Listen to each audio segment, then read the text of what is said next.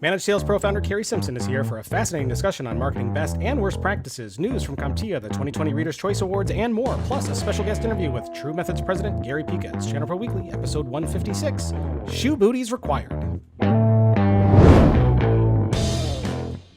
Hello, everyone, and welcome to ChannelPro Weekly, episode 156. My name is Matt Whitlock, technology editor, online director, and your host of this program for you. And who are you? You are the VARs, the integrators, the IT resellers, the MSPs, the MSSPs, the MSSS3LCPDX47-5, because the longer the acronym, the cooler your job, no doubt about it. Joining me this week and pretty much each and every week is the executive editor here at ChannelPro and my fine co-host, Mr. Rich Freeman. Hello, everybody. How are you, Mr. Freeman? Good to see you. You as well. It's been hours and hours. I would say it's been a long several almost minutes, it would seem. We had a big day yesterday, Rich. We were doing an online dealia jig. What were we doing? We were doing our annual Cybersecurity Online Summit yesterday, and it was great. Terrific guest speakers and just wonderful content. And yeah, I mean, you know how it is, folks, when you're doing anything live on Zoom or Teams or whatever platform you choose these days. There's always a little bit of suspense. What might go wrong? Nothing went wrong. It was all good. It was yeah, and usually there's always a fire to put out, but there were no fires yesterday. It was fire extinguisher free. Yeah. which is always good. So, but Rich, I'm excited to tell you that we have a guest host this week. Did you know that? Actually, I think you did know that because I think you arranged it. So I'm not telling you anything that you don't know, but our listeners and viewers don't know. And she is from a company called Managed Sales Pros. Now, Managed Sales Pros is a cycle acceleration company. It supports IT manufacturers, distributors, vendors, resellers, and more. She has nearly 25 years of experience in cold call prospecting strategy and execution experience, creating successful outbound programs for businesses of all size. Please welcome the founder and CEO of that company, of Managed Sales Pros, Carrie Simpson. Welcome, Carrie. Thanks for having me. It is great to have you here. I would say we've never had you on the show before, so I'm excited that you'll be here for the first time and here as guest host. But this is not your first presentation romp with ChannelPro. I believe you've done some of our ChannelPro Forum events in the past. Yes, yeah, I was on stage a couple of times. It's been a few years though. I distinctly remember that one because it was the first time that I ever saw Hamilton. We were in Chicago, except we weren't in Chicago. We were about an hour and a half outside of Chicago, and I had to Uber in rush hour to get to the show. But, yeah, even though that's the beginning of my love affair with Hamilton. that's a 45-minute drive with no traffic, but yes, with traffic, we were basically an eternity away from Chicago. Yes, at that show. So really glad to have you here. I know a little bit about you, but I don't think our listeners and viewers may not know. So tell us a little bit about you and what you do. All right, well, about 7 years ago, I started Managed Sales Pros in the kitchen of my apartment. I had a newborn baby and a Visa card that was almost maxed out and a landline phone and an old laptop. And now I've got 11,000 square feet in Las Vegas. It's been a really exciting journey for someone who had no business experience and really, like, I had telemarketing experience. I just had the idea that, you know what, people will pay for this part of the sales process. And then Tracy Arisco, who's also my sister, some people in the channel don't know that.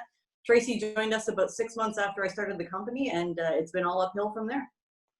Yeah, so in that 11,000 square feet in Las Vegas, and I've been to Vegas, you do have slot machines in there, right? Because that seems to be a common feature in all areas. We have old casino furniture, but we don't have any. We have old.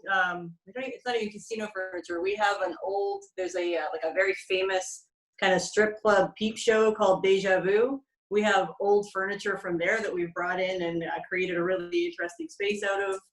We also have a bank vault that we converted into a nightclub. We've got a big old chandelier, a bunch of LED lighting, and it's a lot of fun.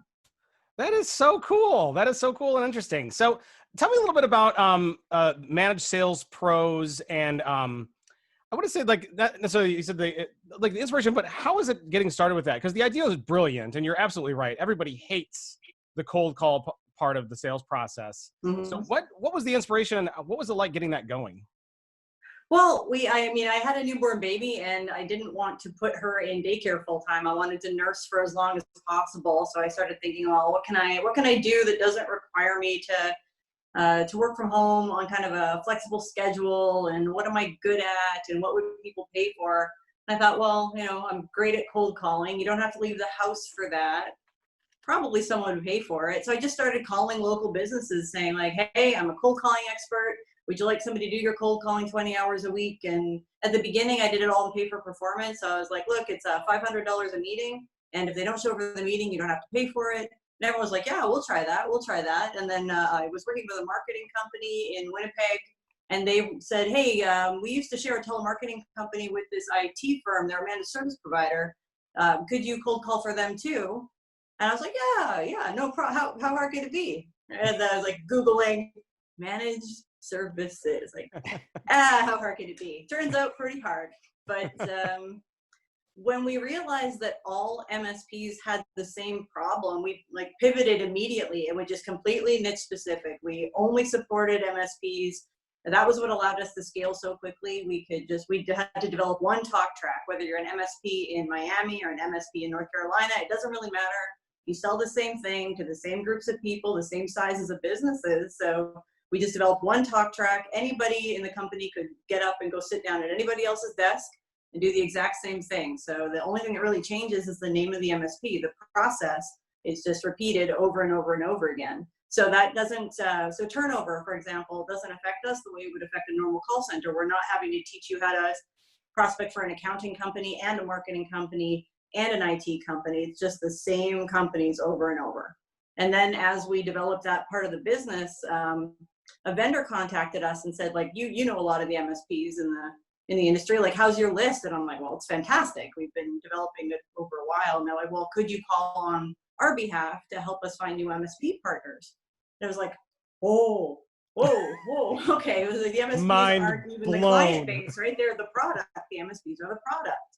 So as we've called for 20, 30 vendors over the course of the last 5 years, we maintained ownership of all of our data. We started our business that way, the same way we started with the MSPs as clients. So the vendors were pay for performance. So the MSP agreed to the meeting and attended the meeting, or the vendor didn't pay for it. So it was a really good risk-free way for companies like Isle8 and Datto to take a chance on us when we were a pretty young business. OpenDNS was a client of ours as well. That grandfathered us into Cisco. So we had a really nice kick into that industry.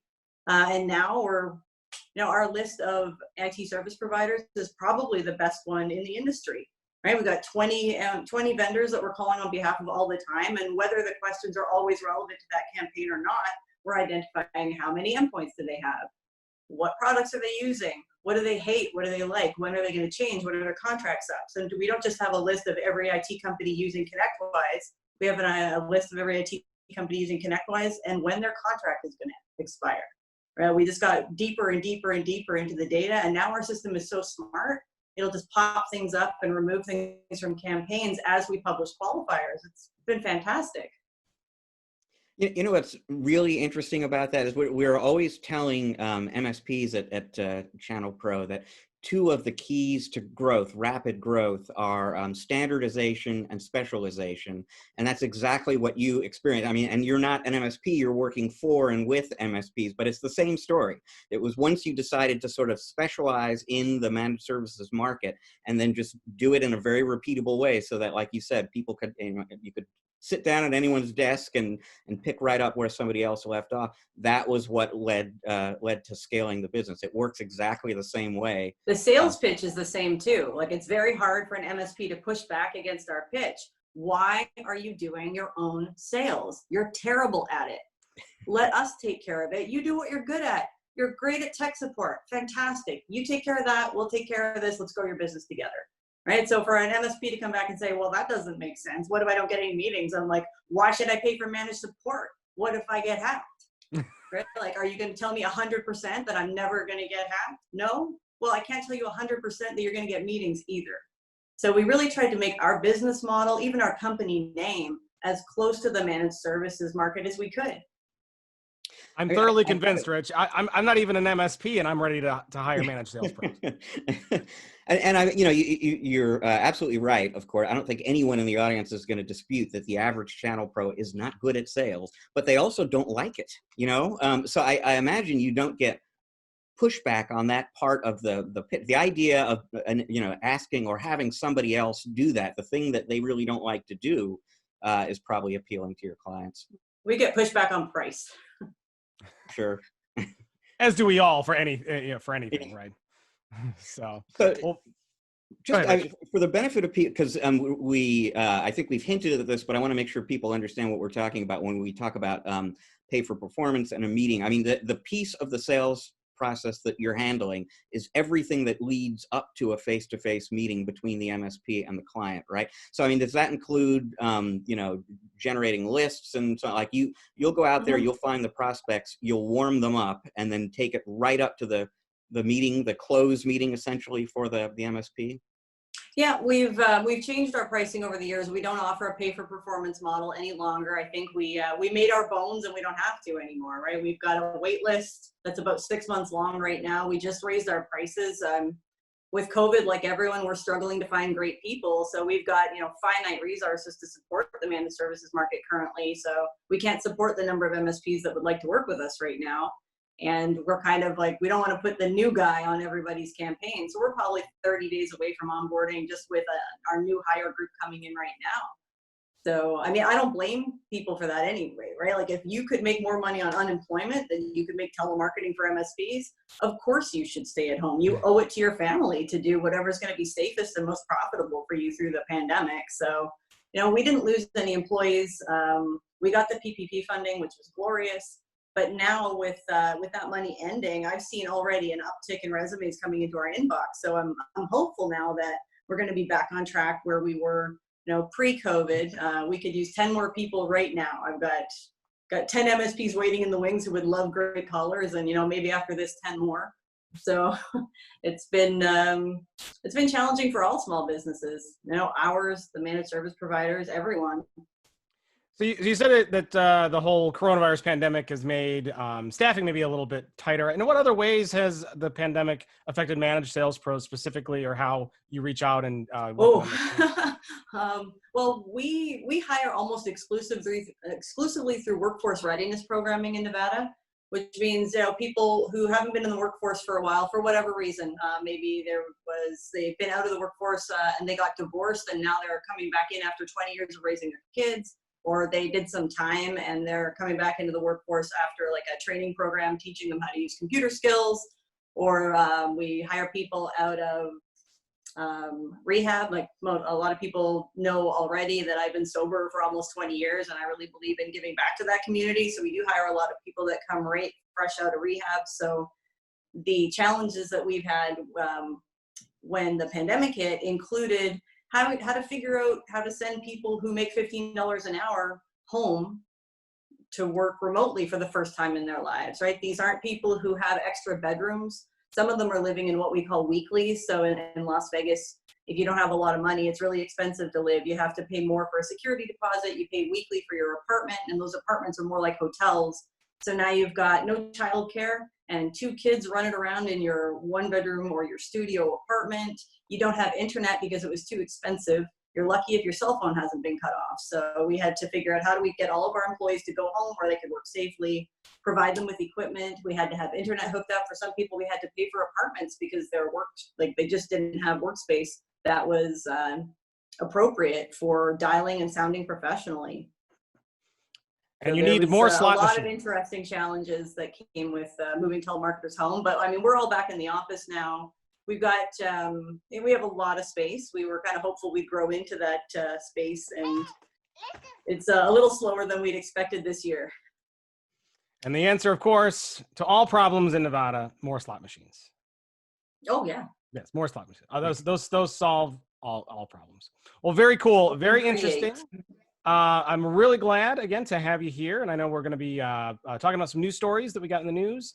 And I know we're going to be talking with you a little later about some marketing best practices. So looking forward to that. And, of course, all the other fun antics that you would expect here on Channel Pro Weekly. So, Rich, why don't we go ahead and dive into the news and get that out of the way so we can go back and start talking about marketing best practices with Carrie. Our first story, Rich, CompTIA has launched some security information sharing and analysis, a whole organization around it, apparently. What's that all about, Rich? Yeah, and this is like the latest step in an ongoing saga that's been happening for a year here, but I actually think it's a great thing for the industry. So if you were to dial the clock back a year, ConnectWise announced that they were setting up a information sharing and analysis organization, also known as an ISAO. And ISAOs are just designed to bring companies together, typically in one industry, and members of the organization will share threat intelligence with each other, about security risks and so on. And, the idea basically is to even the odds a little bit. The way we win, the way we beat the bad guys in cybersecurity is by collaborating as opposed to fighting these people off independently. So actually, the federal government has been encouraging businesses to form ISAOs for the last 5 years at least. Even though, normally an ISAO kind of sounds like an anti-competitive issue, businesses getting together and colluding on an issue. But in this case, it's productive, it's good. The government wants people to do it. So ConnectWise a year ago said that they were going to go ahead and set up an independent nonprofit ISAO for technology solution providers. A few months later at their IT Nation Connect show, they announced that the launch of that organization, that a longtime MSP or former MSP named MJ Shower was going to be the executive director. And then a few months after that, March of this year, ConnectWise announced that they were handing over this ISAO to CompTIA. And that's where our news comes in this week. So CompTIA this week hosted its annual ChannelCon event, which would obviously normally be an in-person event, one of the events I always look forward to going to. Held it online this year because there are no in-person events going on, but there was a big piece of news from CompTIA at the show, which is that they have now officially launched this ISAO, which they are calling the CompTIA ISAO. Open to anyone in the industry who is interested in being a part of it. The initial set of industry partners includes ConnectWise, not surprisingly, Darkcube, Sophos, and Axient. They've got people from ADT, Scout Cybersecurity, SolarWinds, Verizon, among other companies, contributing people and help and resources to the effort. An interesting thing, anyone who joins the ISAO automatically gets all of the membership benefits of a corporate level subscription or membership in CompTIA. So you get all the benefits of being a part of this threat sharing organization and having a better idea of what risks you and your customers are facing. But you also then get to participate in CompTIA's communities and take advantage of their research and white papers and other stuff. So, this is how we win.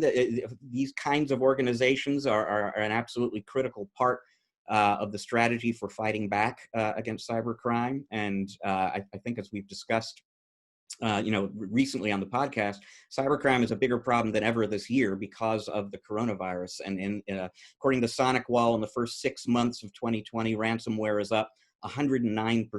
Ransomware attacks are up 109% in the US. So a huge problem before, even bigger problem now. And, organizations like this CompTIA ISAO are more needed as a result than ever. And so, Richard, what does it take to get involved in this? You said you get some kind of corporate level, but you still have to become a CompTIA member. Am I following that right? No, it's almost the other way around. You go ahead and join the ISAO, and I don't think there are any membership requirements to that. It's just a question of agreeing to join and sharing information. But if you join the ISAO, you also get corporate level membership benefits in CompTIA. So it's like another reason to go ahead and sign up. But if there's no requirements, wouldn't that just be a way to get a free membership to CompTIA?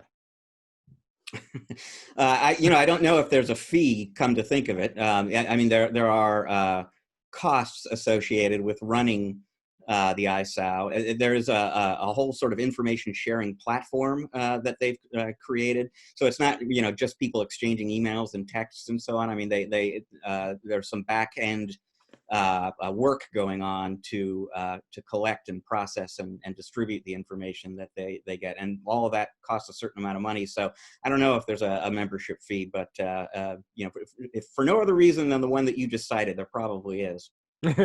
So, yeah. So I always love the concept of these because, as you said, with ransomware attacks up, any number of percents is too many percents for an increase in attacks. These kinds of things are good. Now, why didn't ConnectWise run with this themselves? Why hand it off to CompTIA?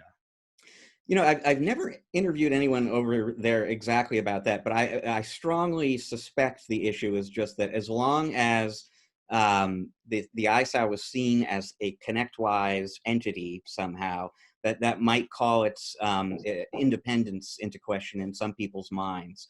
And so that's why CompTIA was actually kind of the perfect place to hand it off to, because no one's questioning their independence, obviously. So it makes a lot of sense for this, you know, industry-wide organization to sit within an industry-wide membership group like CompTIA. Carrie, what do you think on organizations like this and in helping to fight all of the nefarious folks out there? Is this kind of something that you think is a good thing? What are the drawbacks do you see here? Well, my first thought when I read the article that Rich sent over was that this was an organization founded by Arnie Bellini's private equity firm and ConnectWise. And I thought that doesn't sound like an organization that isn't invested in whatever it is that's happening here. And they've got a group of vendors who've joined it. I think handing it off to CompTIA was the ethical choice for everybody, depending on what happens when the companies join. Who owns, so if we're gonna do all this threat sharing, does every organization that belongs to the organization now get access to this? Are external companies that aren't participating excluded in it? Are we gonna start charging managed service providers or managed security service providers for some sort of accreditation from this group? There is no governing body for managed service providers right now, and it seems like there's been a real challenge getting any sort of industry standards, you know, like where we can say, hey, we belong to this professional organization and we are obligated based on our, you know, membership or participation in this to provide X, Y, and Z service. The same as a doctor or anyone else has to provide service that's accredited by someone. We already don't have that, but now we're going on to this advanced threat protection organization. I always think like, okay, if a company starts this, what's their motivation? Right? I'm not thinking like, okay, it's great they handed off to CompTIA, but why did they start it to begin with? Like Arnie Bellini is a billionaire. ConnectWise has plenty of money.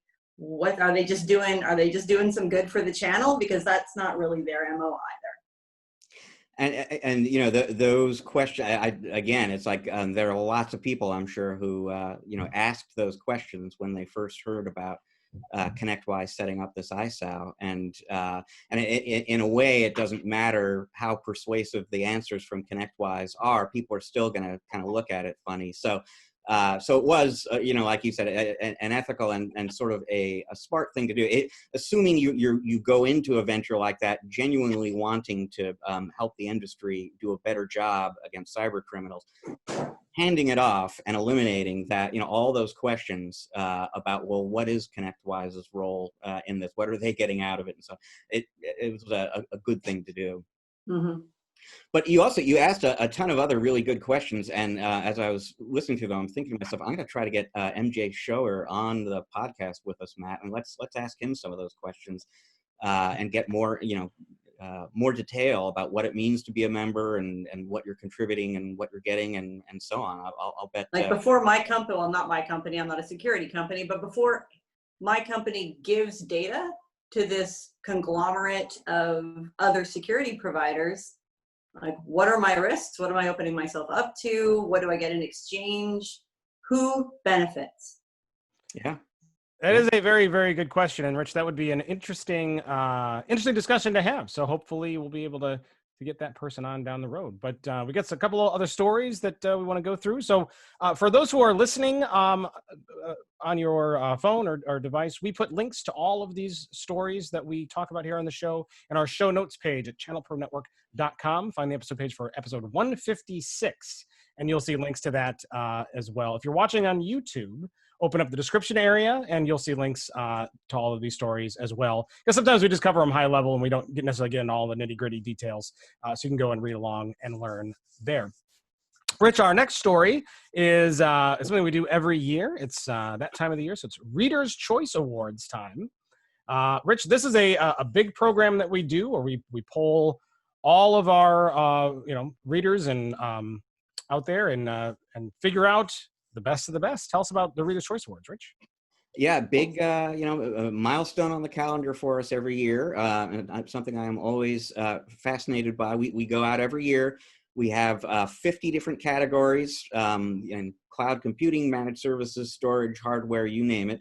And we ask our readers, who are your favorites in each of these 50 different categories? And so it's something that we always emphasize with the winners. This is not the editorial team at ChannelPro speaking out. This is ChannelPro readers telling us who they like in each one of these categories.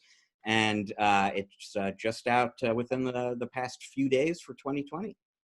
And Carrie, you will agree with me when I say it is a lot of categories. Almost. Yeah. Yeah. Well, I mean, we got the call from Joel telling us that we were embargoed, but that we had won third in one of the categories. And I'm like, I'm not coming in third. I'm not advertising if we came in third. Never mind. Like, don't even bother me. I'm not like, so I was, he was like, yeah, you came in third, but you came in third next to some pretty major players in the industry. So like we advertised in the publication, but my stipulation was like, look, if this person or this person came in before us, I am absolutely not advertising. I don't even want to talk about it. He's like, no, you're going to like the results. Don't worry about it. And then we opened it up and I was like, Salesforce and HubSpot. Okay. Yeah, right. I mean, think managed sales pros can share that glory with them. Yeah, if you're sharing the spotlight with those two, I think you're doing okay. Pretty well. So a big congratulations to Managed Sales Pros for scoring that victory against thank you. Industry behemoths, if you will. So very cool. Rich, I'm coming for Mark right now. We're going to be second next year. Start the campaigning today, right? Very cool. So Rich, there are a lot of categories. We're not going to touch on all of them. But I know every year when we talk about this on the show, we try to tend to pick a few categories where maybe there was an interesting result or two. So Carrie, I'm sure that you've scanned through the results. I've looked through them. Rich and you, why don't we all pick like one or two that we want to mention and talk about real quick, and then we'll move on. So Rich, go ahead. Want me to dive in first, maybe? Go ahead, Rich. Well, this one I thought was interesting. Best cloud computing marketplace. A lot of big competitors there, and the folks at Ingram Micro have pretty much owned that category in the awards competition for about as long as that category has existed.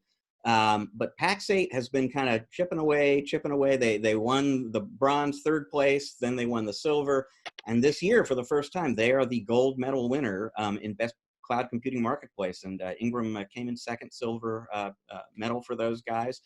And then Pax8 also unseated Ingram Micro in the one of our distributor awards, Best Cloud MSP Service Offerings among distributors. So it's a company that's been growing by 4 digits. I mean, by an enormous amount, steadily for a long time, and we've kind of seen that reflected in a number of different places in the Reader's Choice Awards balloting. And this was the year, it was kind of a breakthrough year for those guys in two categories that matter most to them. Very good. And Carrie, would you like to talk about one result or two that you may have found interesting? I thought that the ranking for I can't believe, like, where was, they don't call it HTG anymore.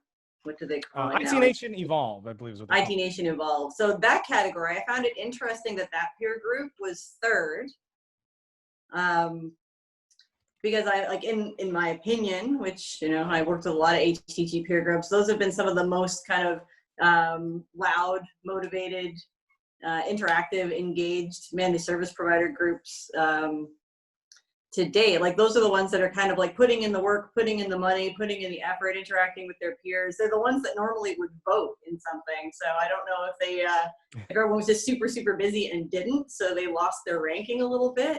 Or if like, you know, the other groups that were first and second just had a much stronger showing, or maybe pushed their members to vote for them.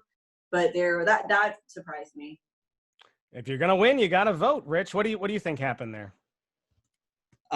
You know, I don't know. The gold medal winner in that category, this is best IT community actually, and you know, CompTIA has been huge in that category in years past. But ASCII Group came in first this time. Now, and interesting, I don't know if this has anything to do with it, but for the last not quite year or so, ASCII Group has had peer groups actually. I wonder if that, you know, plays into this at all. Yeah, I didn't even know that. So that's interesting news. They didn't really promote that or brag about it much.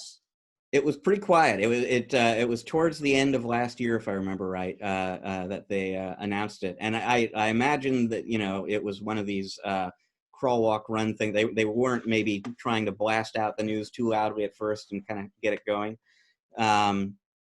That's good though. There's a need in the market for that, right? Like you can't join HTG until you've achieved a certain amount of revenue to begin with. So, you know, if you're a smaller IT company who is looking for that peer group experience, you know, you want to be able to benchmark against your peers and, you know, share the same problems and challenges. That makes a lot of sense. But I mean, not knowing that they had peer groups. If I had known they had peer groups, that would have made more sense to me. Yeah. Indeed. All right, I'll talk about one from the nerd perspective here. So the best graphics card category was kind of interesting, which is generally always consisted of the following three: ASUS, Gigabyte, and EVGA. Usually, not always in that order, but Gigabyte and EVGA usually kind of go back and forth, which are generally the three big behemoths. But MSI has been making a very big push into their lineups for motherboards, which the AMD Ryzen platforms really help them out quite a bit there, as they've gotten a lot more exposure with that group. And when you sell more motherboards, you tend to sell more graphics cards under your brand too. So MSI displaced Gigabyte as the silver level of graphics card manufacturers, and they've got a nice lineup of graphics cards. So I was very happy to see them get some kudos and accolades for that offering. Rich, I know you're a big gamer and know all about gaming graphics cards. Anything you want to mention there? Well, I was just, you know, as surprised as you were. right after I went online to look up what's a graphics card. Gary, a big gamer? You got a graphics card in your rig? Nope. No? I have never got into it. My kids never got into it. I don't even. Now you're speaking someone else's language. Yes, and oftentimes it comes out as Klingon too for some reason. I don't know why that is. All right, well that's one I wanted to share. Rich, any others you want to point out, or Carrie? I'll open the mic to both of you. Well, I'll give you one more here that I thought was kind of interesting in a couple of different ways, and it's the managed security service vendor category. So these are, you know, like companies that an MSP can outsource, you know, their SOC needs or security analysis needs to. So a couple of things that stood out to me, you know, SolarWinds MSP won the Gold Award, and they actually work through third parties, but they've made a big push around managed security services. So that wasn't all that surprising.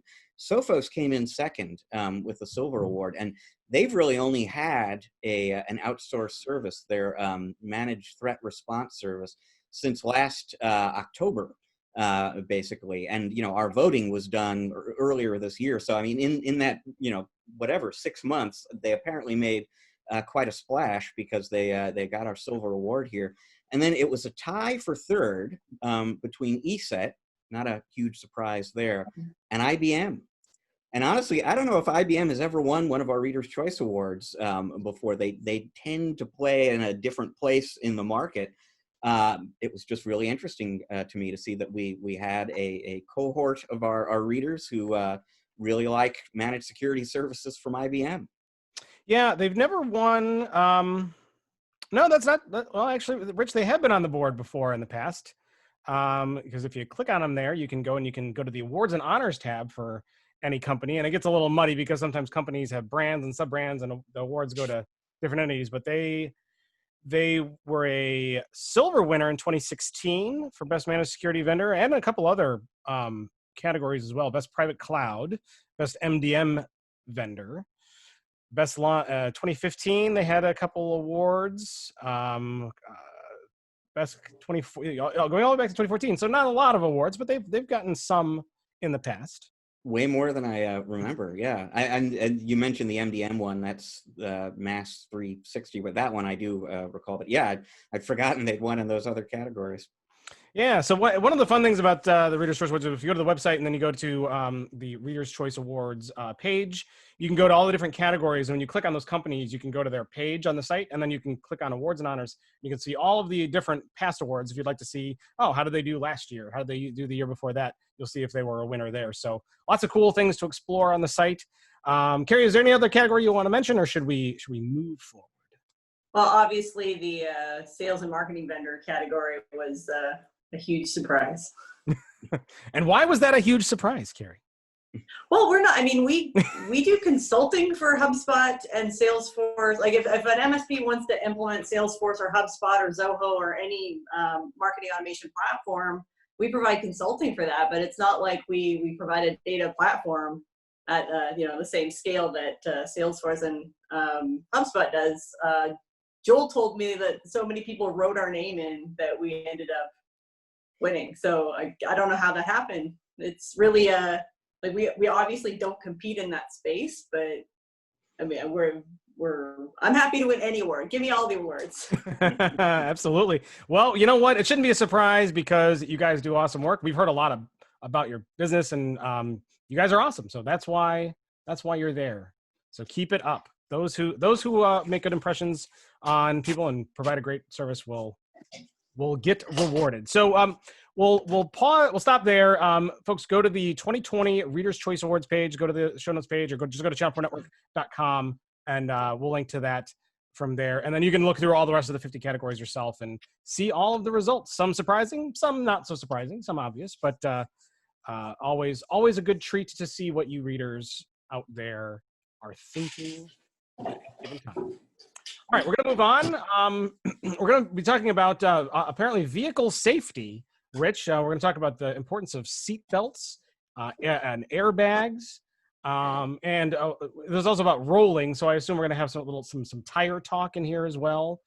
Triple treads and steel belted things. Is that what we're talking about when we're talking about rolling trucks safely, Rich?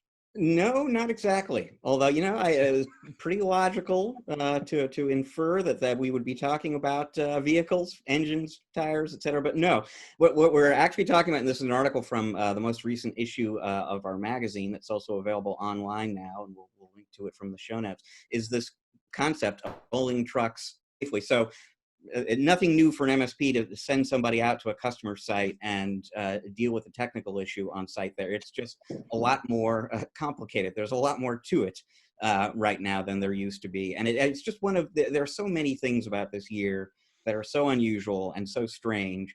And one of them is how often I find myself talking to MSPs about issues like this. And the inspiration, in fact, for this article was a conversation I had with Lisa Shore, who's co-hosted with us before, MSP from New England. And she was kind of talking about, the things she's working on. And most of it was the usual stuff that you would expect for an MSP. But she was also spending a lot of time trying to procure face masks and gloves for her employees. And it's like, how have we gotten to the point that this is now something that you have to think about? But it is. If you're an MSP and you have to send people out to customer sites, you have to be concerned about the safety of your employees. And so we have some advice about that in this article here. And some of it's fairly straightforward, just in terms of understanding what the guidelines are in your state and understanding that those guidelines change. So keep up with that. But then there are also things, so at Lisa's company, for example, they won't send somebody to a customer site until they've called the customer and asked a series of questions. I mean, how many people do you have in the office? Where is the server closet? How close is my person going to be to other people there? What kinds of safety protocols have you put into place? and they sort of, is there anyone sick on site? They need to get the right answers to these questions before they will send somebody out.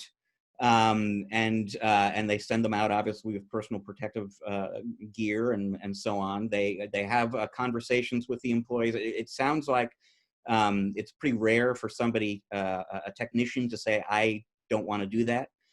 But it happens, and it happens at Lisa's company. I've heard about it happening at others, and so you just have to kind of decide how you're going to deal with that. And most often, the answer is to find somebody else to do the job and work your way around it. So it just some good practical advice on a very sensitive issue in this article. And the last little thing I'll toss in is I've spoken to several people about this issue in recent months, most of whom do the same kind of thing where they will call the client and check on some things before sending somebody.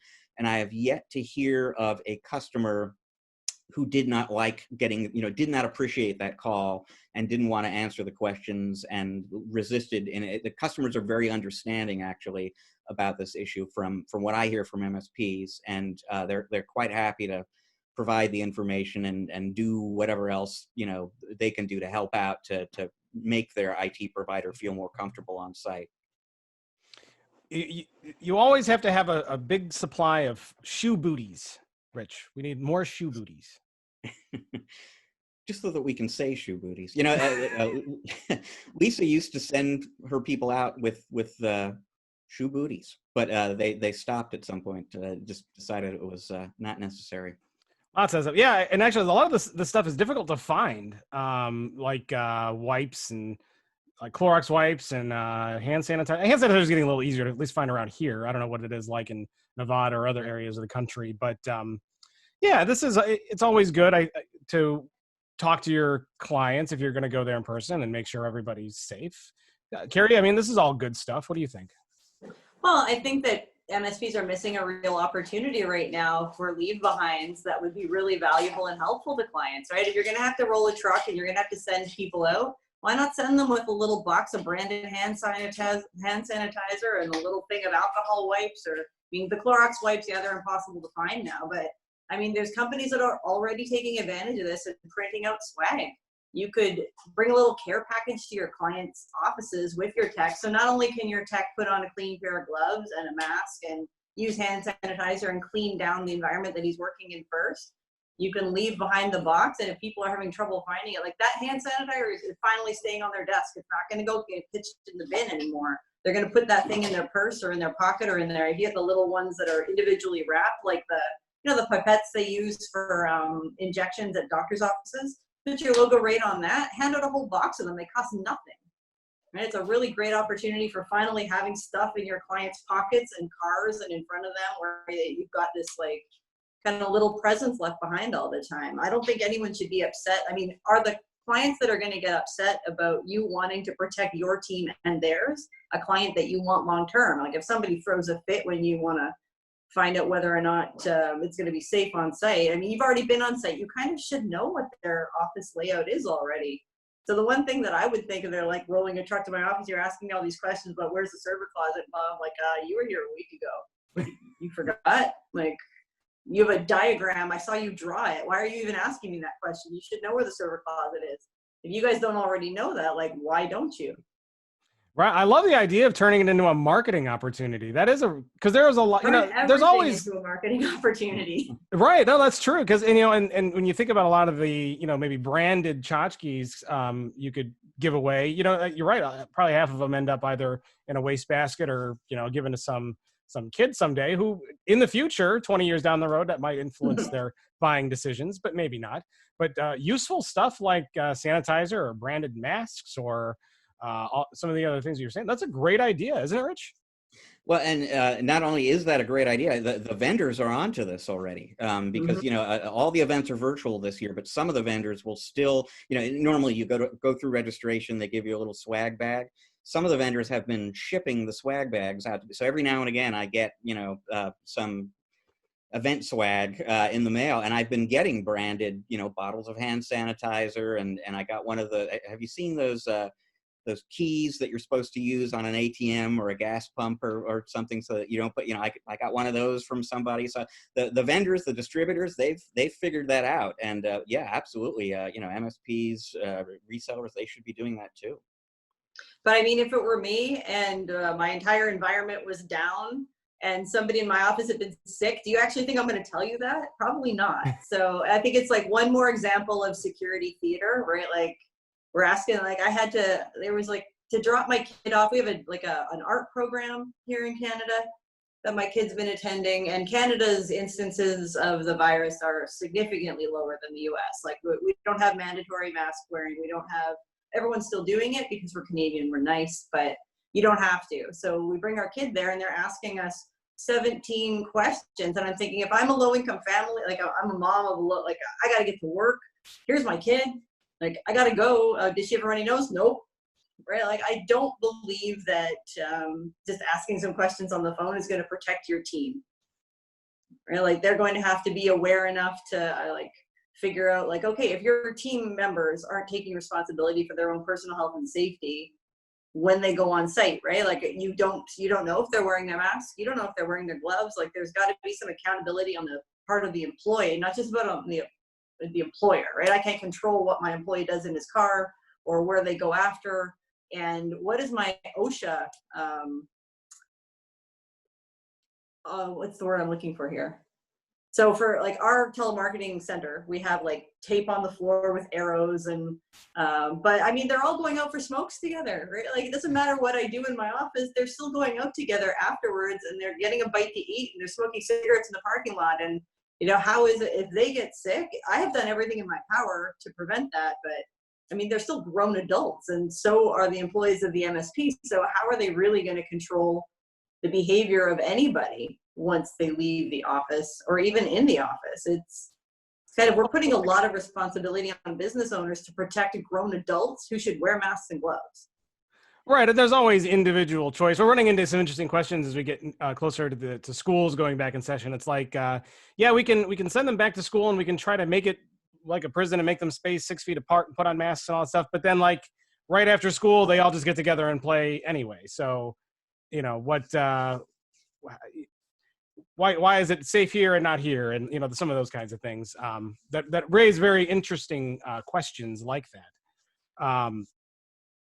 But I'd like to know who's the person who gets sued when that employee gets sick?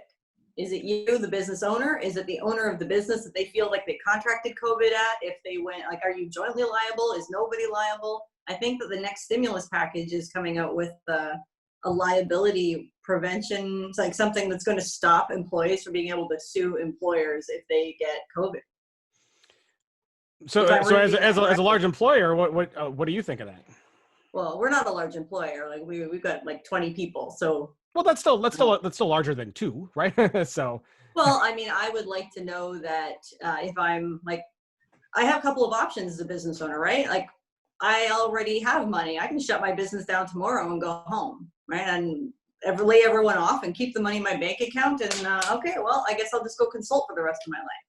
So if I'm going to keep people employed, if I'm not going to lay people off, if I'm going to continue to hire more people, should there be a level of protection for me as a business owner where I'm going to continue to stimulate the economy instead of just taking my football and going home, which I absolutely can do. Yeah, absolutely. Interesting conversation, interesting discussion. Rich, anything else you want to add there, or should we move on? Because I really want to get to marketing best practices with Carrie.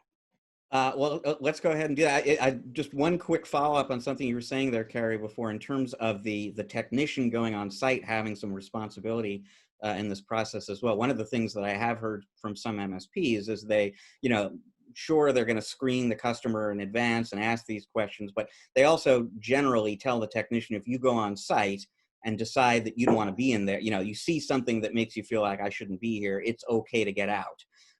So empowering the employee a little bit to, decide for themselves, am I or am I not in an environment that's safe for me? That's kind of part of the formula here too. That feels fair and appropriate. Right. Yeah, no one should ever have to do anything they don't feel they don't want to do. I think that makes sense, right? Nobody wants to be a telemarketer. Don't say that. That's funny stuff. All right, Rich. Well, it's going to wrap up our news for the week. But like I said, we have Carrie Simpson, the CEO and founder of Managed Sales Pros, here with us. And I can think of no one better to have a great discussion about some marketing best practices for channel pros like yourself. Rich, you want to throw her a couple questions? You know what? And I'm going to flip it around a little bit and start us out maybe on some marketing worst practices. Because Carrie, in your position, you see the good, the bad, and the ugly of how MSPs tend to handle lead generation and marketing. So I mean, let's maybe start out with a few very common mistakes that you see, and I'll even give you one, and then I'll just let you loose to you know. But as I was thinking about this conversation before, I remember a few years back, right before New Year's, I wrote an article. I reached out to you and some other consultants and asked for a New Year's resolution that MSPs should adopt. And I'll never forget, your answer was, hey, how about answering your damn phone for a change? I still. So start there. Well, so I mean, if you're going to invest a lot of money in SEO, for example, or anything, if you're creating lead capture forms, you're doing all kinds of stuff to pull clients to you, but the first thing they experience is a phone that rings to nowhere, or a phone that rings automatically to voicemail, and you haven't even set up a custom greeting, right? Like, thanks for calling Joe's IT. For sales, press 1. When you press 1, you've reached sales. And then you leave a voice. Like, people aren't waiting, right? If somebody's looking for an IT support provider, they're just going to keep calling down the list until someone answers the phone, and they're going to talk to the first person that they talk to, and that's going to be the person that wins the deal. It's such a small thing that companies can do. It's not even that expensive. Even if you paid a virtual assistant to answer your phone during business hours, you know, even that one phone call, you just got to catch one, right? Like 1 20-seat opportunity that you pick up the phone for. Well, that pays for your virtual administration assistant for like 10 years. But there's really no excuse to not answer your phone live. And I was like, well, I'm busy and all these sales reps call me. And I mean, there's so many things that you can do when sales reps call you as well. People are so nasty to the people that are marketing to them, right? We send out an email newsletter, for example, and a couple of weeks ago, I had an MSP respond to it saying, you guys are such effing blah, blah, like just like going off on me because he didn't want to get an email. Like, instead of just clicking unsubscribe like a normal human adult, but like interacting, and I'm usually like, hey, I'm so sorry we bothered you. I'll make sure that we take you off the list, right? Like, that's my response to it. And then he goes off on me again. Whereas my response would have been like, hey, I'm not currently in the market for your services, but do you know anybody who's looking for great IT support in Mississippi? Because, you know, we're looking for new clients, and maybe you've got some, like, that's how I would pivot into all of those conversations, right? Like a telemarketer calls you and you're like, you know what? I'm really not in the market for whatever it is you're trying to sell right now, but I'm looking for new clients in this area that look like this. Is there anyone in your network who's looking for IT support? Just flip it around and ask them for a referral. Why you got to get so shitty with people? I don't understand why. Like, you're a small business in a small community. You can't be known as the guy that's yelling at everybody that calls you, or is sending like shitty emails from your, you know, business email with your logo right underneath the shit that you just said to me. People are just going to screen cap that and pop that up online, and that's it. Your business is done. Like, I'm a telemarketing vendor, sure, so maybe I'm invested in people taking telemarketing calls, but if you're treating me that way, you're probably treating the local printer that way too. And if you don't think that everybody in your market has a lead to send your way, if you're not being a jerk to them, right? There's a really good way to spin those telemarketing calls into referral opportunities. So take the call, answer the phone. Yeah. You know, worst practice number one is MSPs who just send it straight through to voicemail. And that, you know, the reason, I remember you telling me the reason that you suggested that is you run into that all the time. You know, you will call an MSP and realize that, oh my goodness, that this is the experience their customers are having too. So what are the other mistakes that you pretty commonly see? I mean, it's really hard to talk about best practices in a way that isn't like heavily skewed towards, you know, what I want the market to do for me owning a telemarketing company. But I feel like there's like, this during the pandemic, I decided to get certified in digital marketing because I just wanted to understand it better. I don't want to become a digital marketing agency or an omnichannel marketing agency, but I wanted to understand why people were marketing the way they were, because I find it so annoying and offensive. Like, I really hate most of the best practices right now. Like, I hate lead capture forms that pop up over something I'm trying to read offering me a discount. Like, no, I don't need a discount. And your 10% discount isn't enough to make me stop and reconsider what I'm doing here. Like, I want to research my options. I don't like online chat. I think you need to meet your prospects where they want to be met. And I think the biggest mistake that we all make is assuming that everyone buys the way we do, right? So I don't want to do digital marketing because I find it annoying and manipulative. And I just, like, it rubs me the wrong way that people know so much about me. Like, I don't like that. But other people don't want to talk on the phone. So I have to sell every way I can find, right? For a competitive advantage, I have to figure out the best way to market my services digitally. And so do MSPs, right? They can't just assume that everybody wants to fill out a lead capture form and then, wait 7 days for a callback. There are infinite ways and infinite combinations of ways. Like, everyone gets all up in Robin's business for those direct mailers and the like the 3-page whatever, but I mean, those things are working. We're doing follow-up calls from Robin campaigns all the time, and everyone's talking about how terrible they are, except that people are reading them and people are taking our phone calls. So what works for you and what you find aesthetically pleasing and what you find attractive doesn't really matter. What does your market want to see? And until you can kind of think about 18 different ways that people could perceive that service or buy that service. And people are talking about buyer personas, and like, my buyer persona is who picked up the phone. Right? Like, I don't care if it, like, we're doing buyer personas for our MSP clients as well. And the big differentiator is I'm spending my own money, I'm spending my boss's money. Right? Like, there's a very different sales pitch when someone else holds the purse strings than if you're the one who isn't going to put that money in your pocket at the end of the year. So for us, we have had 2 buyer personas, but MSPs are going to have a whole bunch of different buyer personas. Like, a law firm is led by a lawyer and he thinks like a lawyer.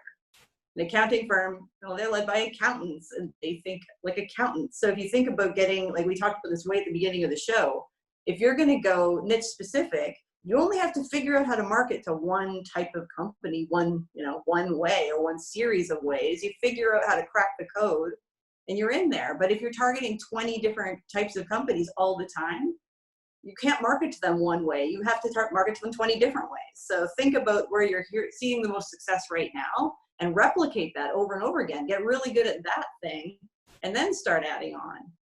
We're seeing just such fragmented messaging in the market right now. And then I think that when COVID hit, people were just like, marketing? Oh, just got to save my client roster. Just got to save my client roster. Right. And yeah, it seems like marketing budgets are the first things to go at the sign of any trouble whatsoever. Which is the exact opposite thing that you should be doing, right? Because that's what everyone else is doing. I mean, you can't leverage yourself for marketing, right? If you can't pay yourself, you shouldn't be paying me either. You shouldn't be paying any marketing company. If you have to choose between, am I going to pay my mortgage? Can I feed my family? Can I keep my people employed? Or, hey, should I write a check to this third-party marketing agency? Like, no, learn how to do it. Marketing isn't that hard. Like, I took a digital marketing course from HubSpot.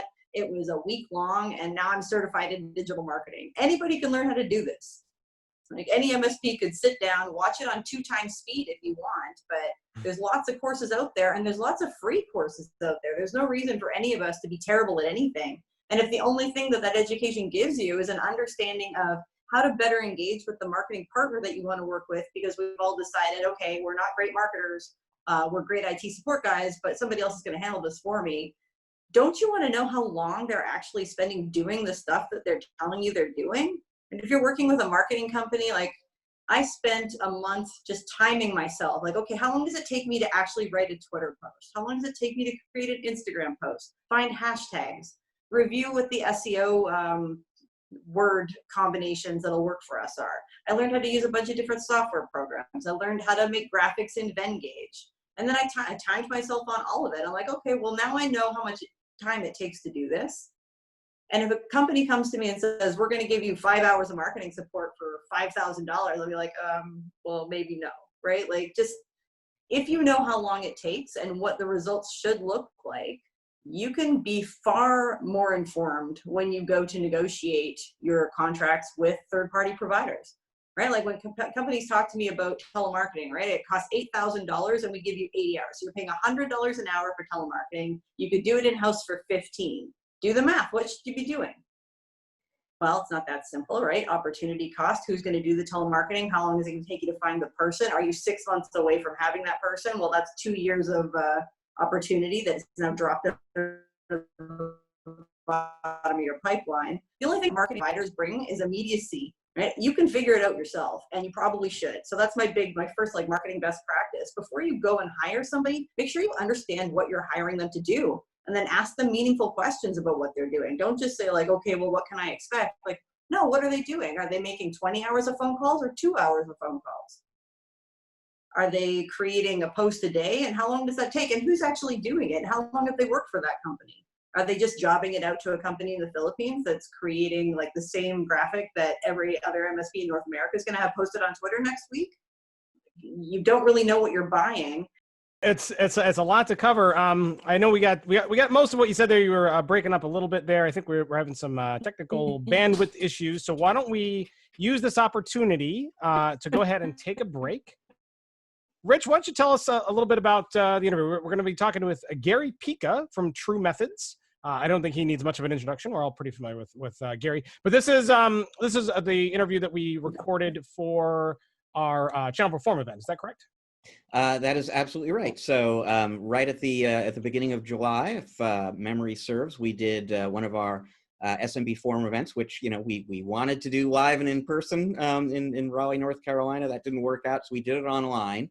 And our keynote guest speaker, if you will, is Gary Pica, who, as you say, is very familiar to most of the folks out there in the channel right now. A pioneer in managed services who is now a consultant to MSPs. And so we had him at the event, and folks in the event audience got to hear us interview him and get some best practices and some advice for running your business during the pandemic and recession. But we recorded that interview as well, and now we're going to share it with our podcast audience. Yeah, and it's important to point out too, we billed it as a ChannelPro Weekly interview during the event there, which was really fun. So it will feel right at home here on the actual show. Surprise, surprise. So let's go to that right now. We'll be right back.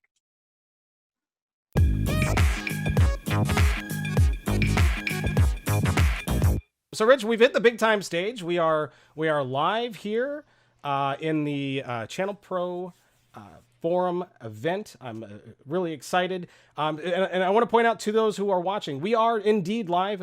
Please post your comments and questions, anything that you think into that stage chat area. That way we can address it on the phone. Now, Rich, how can we prove to people that we're live? Do you have like a newspaper or something that you can hold up? How about my phone? Can you see that? There we go. There we go. So proof of life. I'm also hoping to get some ransom money out of this as well. So, folks, if you want to see Rich later in the show, you need to wire me $1 million.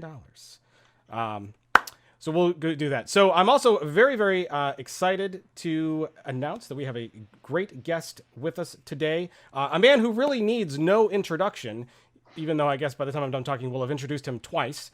True Methods president, Gary Pica. Hey, how are you?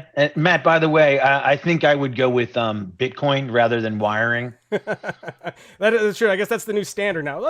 They still wire money around here and there, I would assume, in the banking world. Yeah, just not in the ransom world. Probably not. Well, yeah, but if I'm publicly announcing my ransom, I don't know if I should really worry about trying to be inconspicuous at that point.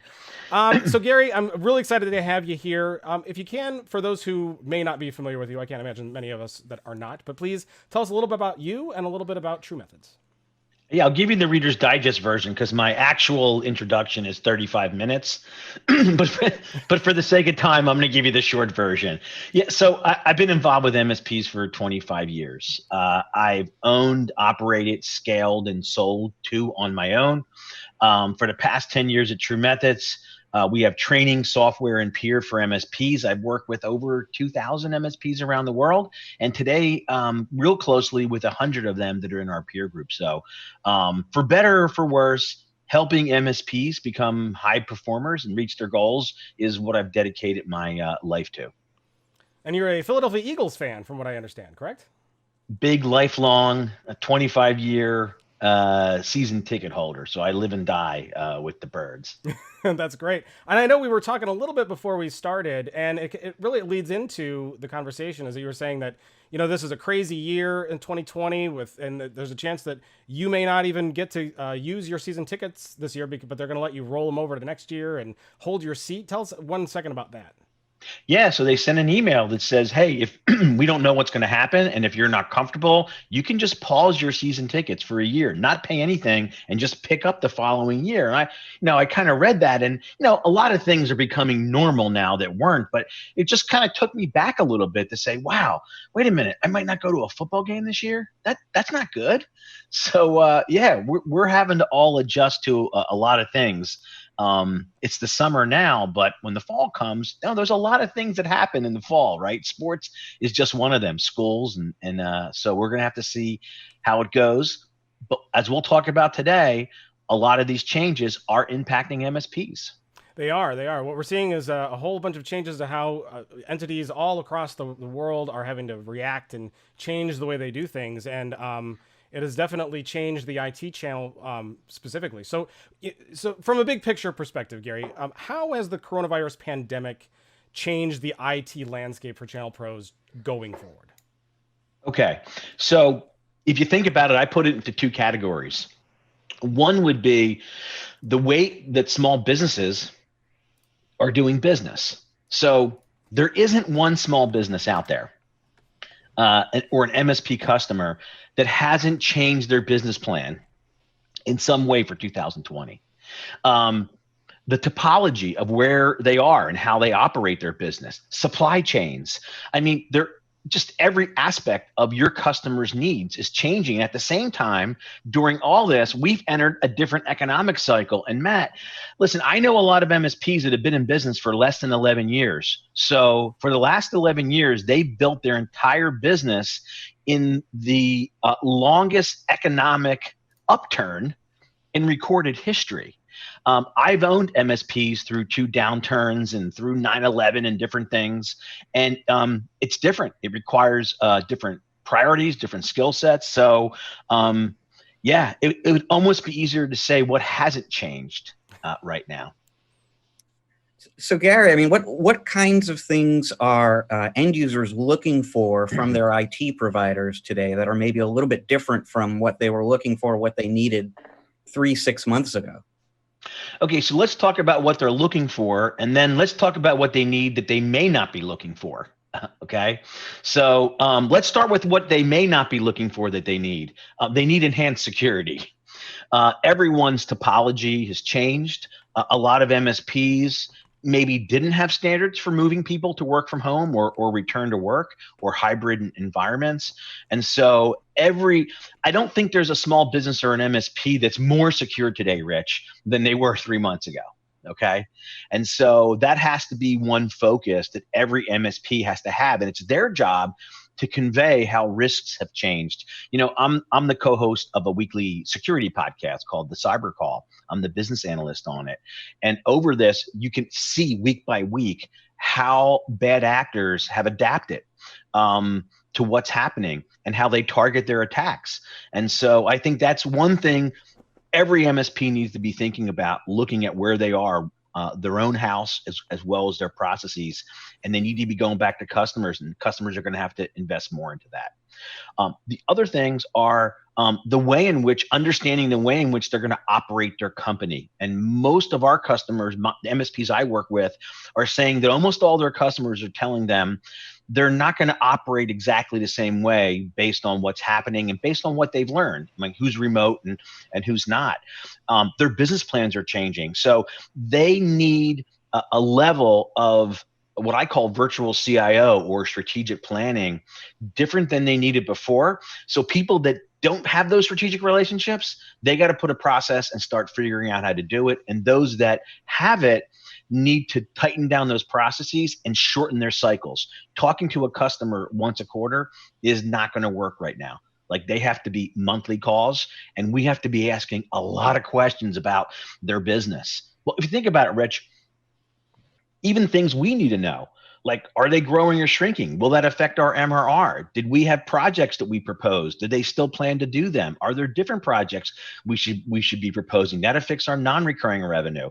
How healthy is their business and their customers' business? Will they have issues paying at some point? So think of all the things that affect our business, and the answers we can only get, right, from the decision makers at the customers.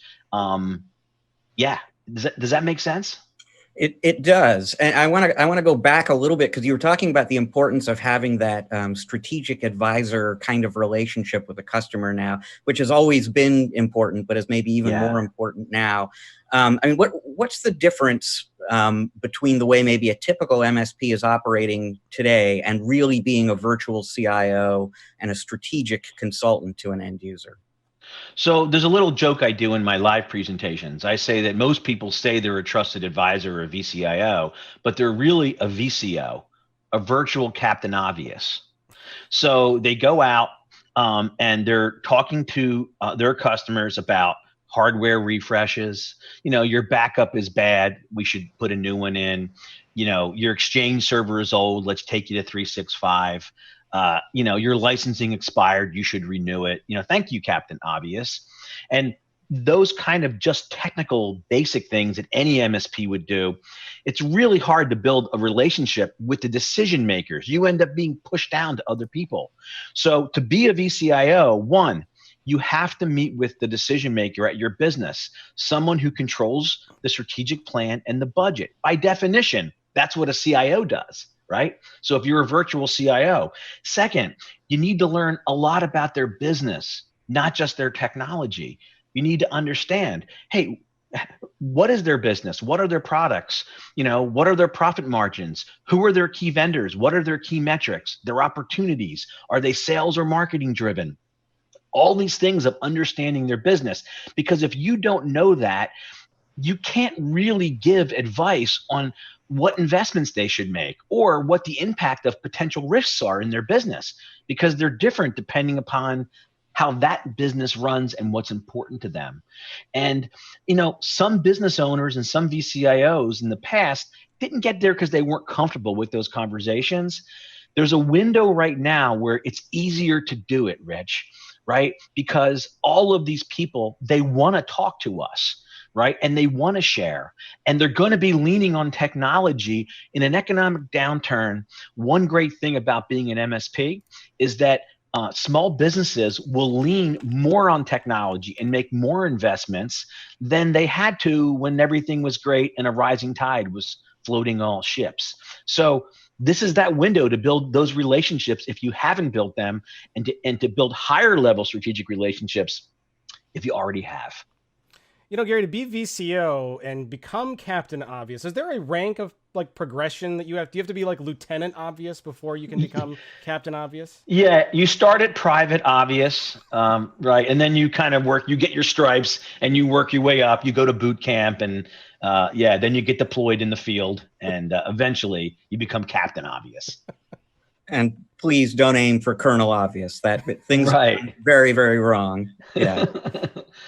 So to your last point, I think there may be a temptation out there among channel pros right now. You know, the economy and the shape it's in right now, all the uncertainty in the country around the coronavirus, there might be a temptation to hunker down a little bit. But I mean, you're talking about opportunities in security and work from home. I mean, is now the time for people in our audience to be going on offense, essentially, and really beginning to aggressively pursue some of these emerging opportunities? Or should they be kind of planning ahead for that, but waiting? No, right now, you should be turning to offense. Hopefully you've already protected your business.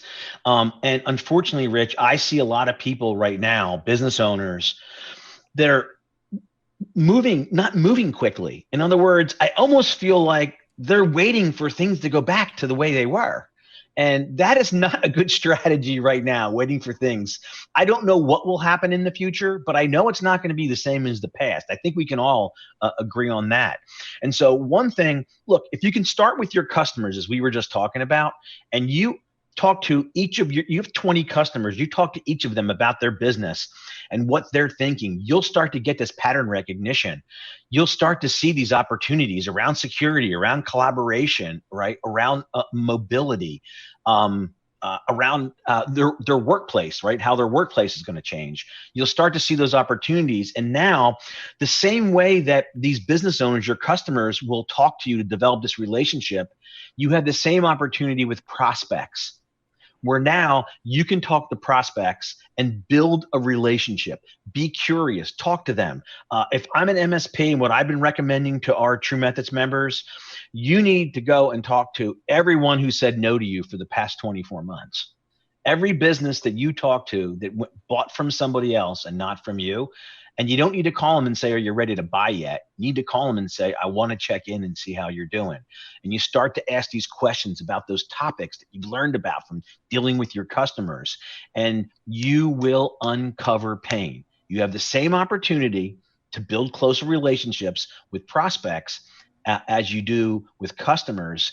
And you're going to need it, Rich. You're not going. If you've never been through an economic downturn, you need new logos in an economic downturn. You need to find ways of bringing new services to your current customers to bolster recurring revenue, but you need to bring in predictably new logos. So what I say is, if you already have some type of a go-to-market or business development engine, you need to tighten it down, be more accountable to it, and put more attention on it. If you don't have one, you have to come up with a plan and start putting some attention on it every week.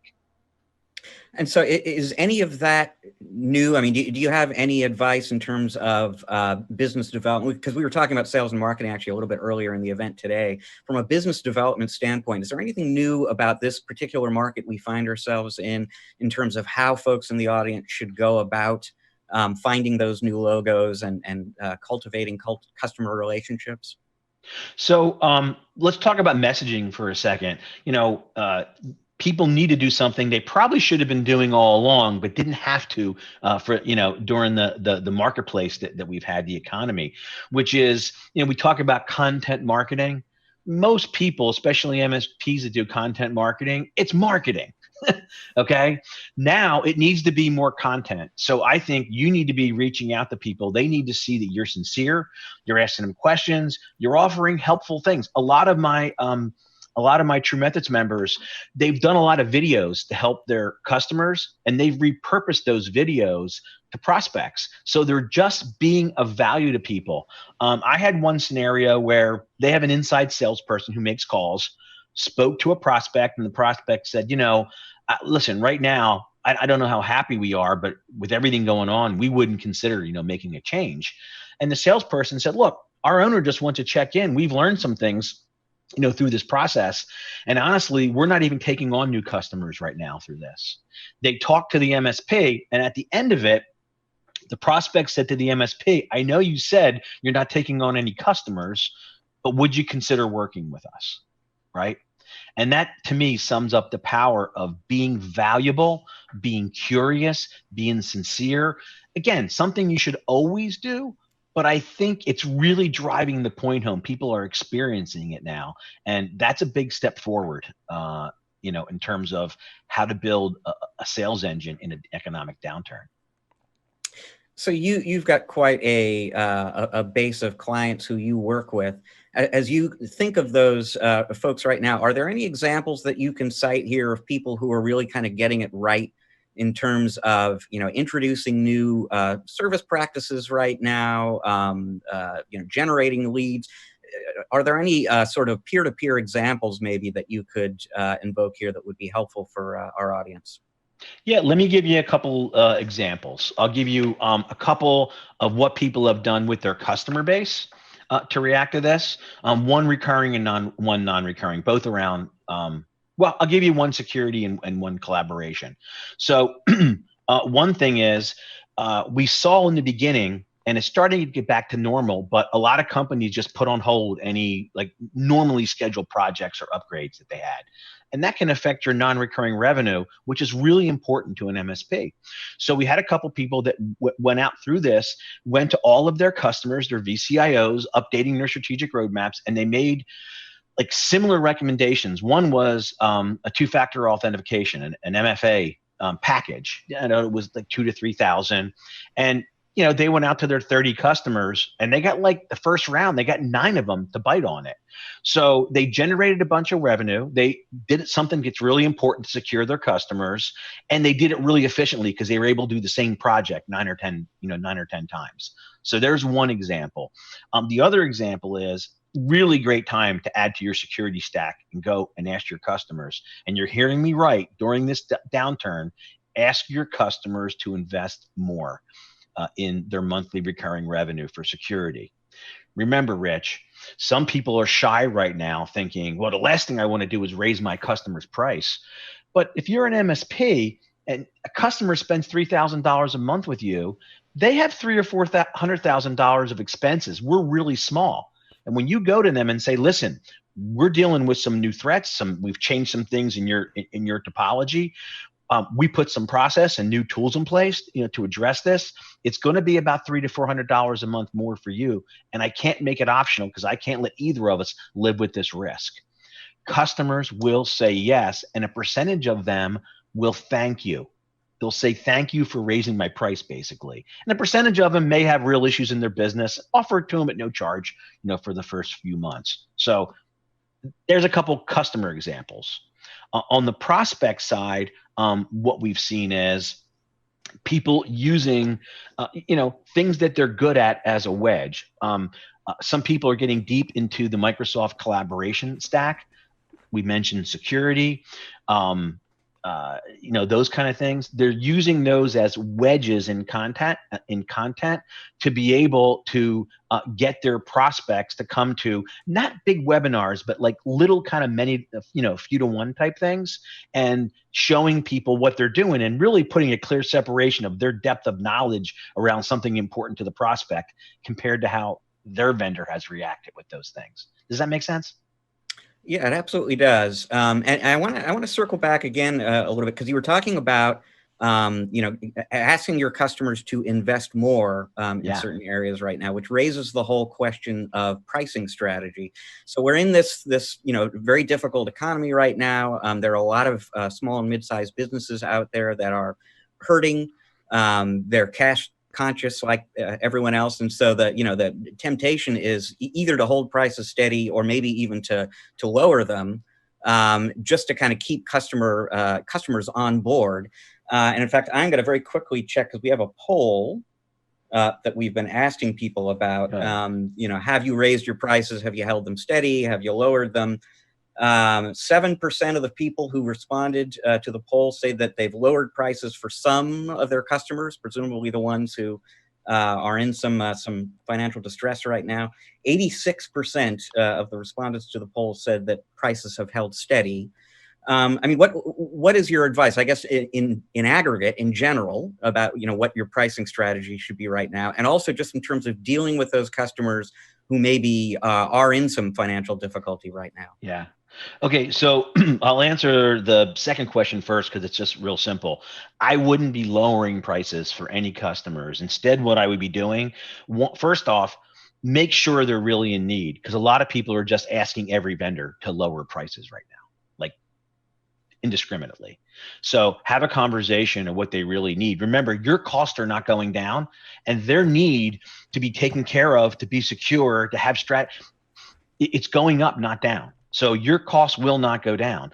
So I think you need to have that frank conversation with a customer, like, what do you want me not to do? And if they really are in distress and you want to help them, I would rather do a deferral and say, well, listen, I'm willing to do some deferral. I will, cut your bill in half for the next, 4 months. We'll take that difference. Can we extend your contract out another year, and we'll spread it over the remaining couple years?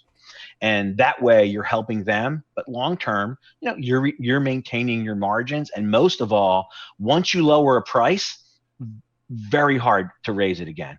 And now you're anchored to that price. And you're also telling the customer, all this time, I could have done it for less, when it's not really true. And that leads to the second question. I don't know how right now you're not on your way to raising your prices. When you think about what's happening, you've probably added some security tools to your stack. You definitely need to have, the number of customers that a VCIO can manage will be stressed based on, the amount of help that people need.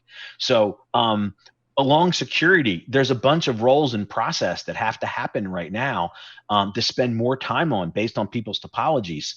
So one of two things is happening. If you're not raising your price, your margins are going down, or your customers are less secure and have less of the right kind of things, proactive things from you. That's the only choices. So, I'm big, my thing is Piconomics, right? Understanding your accurate, seat cost and then determining at the right margin, 70% gross margin, what your price should be. If you go through that exercise, right now, you'll see where you need to be. And again, it's a great time to have these conversations with business owners. Not that they're not making investments. They're only making the investments they need to protect and grow their business. We happen to be one of them. So it's probably the best question that I've been asked on an interview. Well, thank you. Well, and I would also say too that people should go through those exercises. In fact, people should just do more exercise, because we've been spending a lot more time indoors, so it'd be healthier if they actually did some more exercise. Gary, it raises one of the questions that gets raised in my mind is that over the last 3 years or so, there's been this gigantic push towards verticalization. That the more you can be vertical, the more rewarding it'll be. And there's I think in light of the coronavirus, we've seen that there's some risk to that. So what is your advice on incorporating, vertical specialties going forward? Should you be still vertical, or should you try to be a little more horizontal?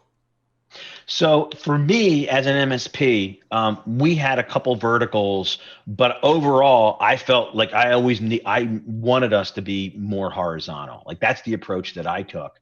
The advantage to being vertical is obviously marketing, right? You get into a niche. I only deal with lawyers. I only deal with hotels. I only deal with dentists.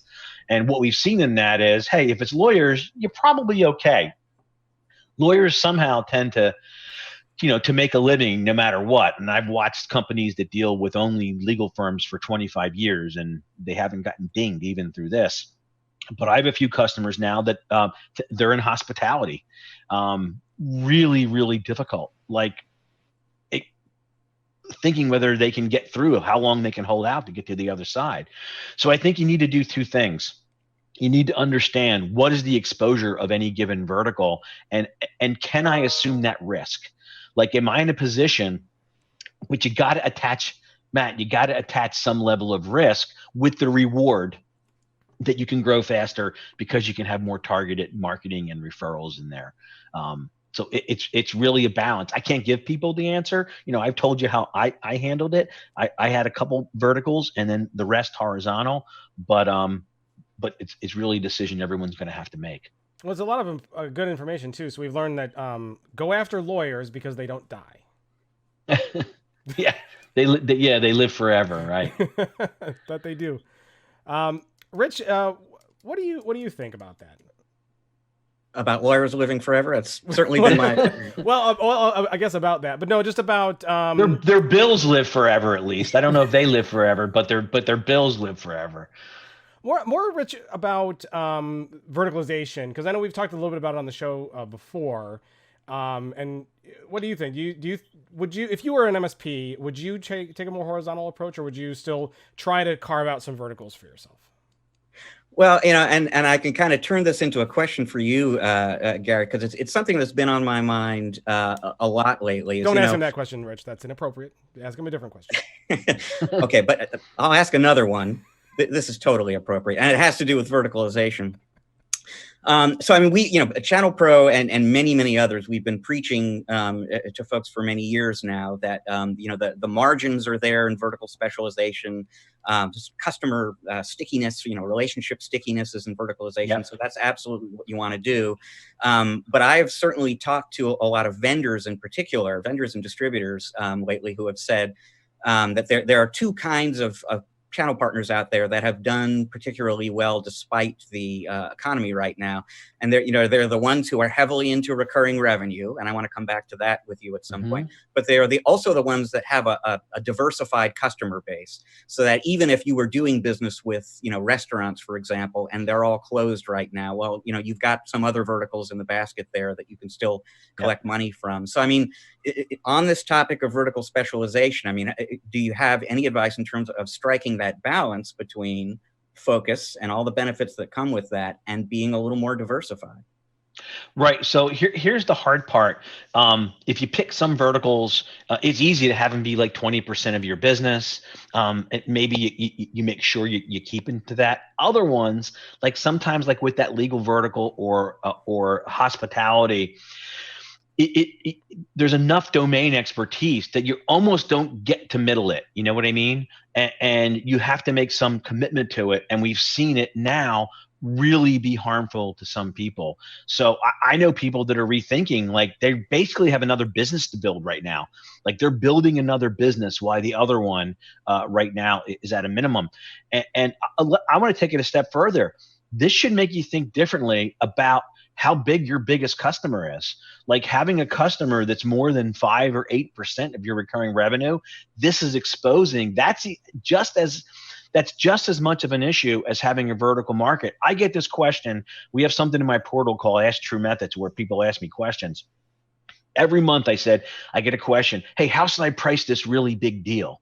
And I always ask them, how big is the deal? What's your recurring revenue now? And it's like, it'll be like 40% of the recurring revenue. I tell them, you're not going to like my answer, but don't take the deal.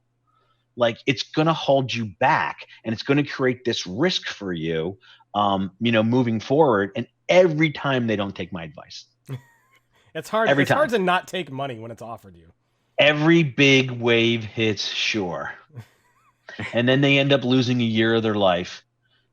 When that happens, trying to figure out what to do. They're in they're in panic mode. The same way if we have a vertical and that vertical goes south, you lose a lot of precious time, in survival mode and just to get back to where you were before you had that customer or that vertical.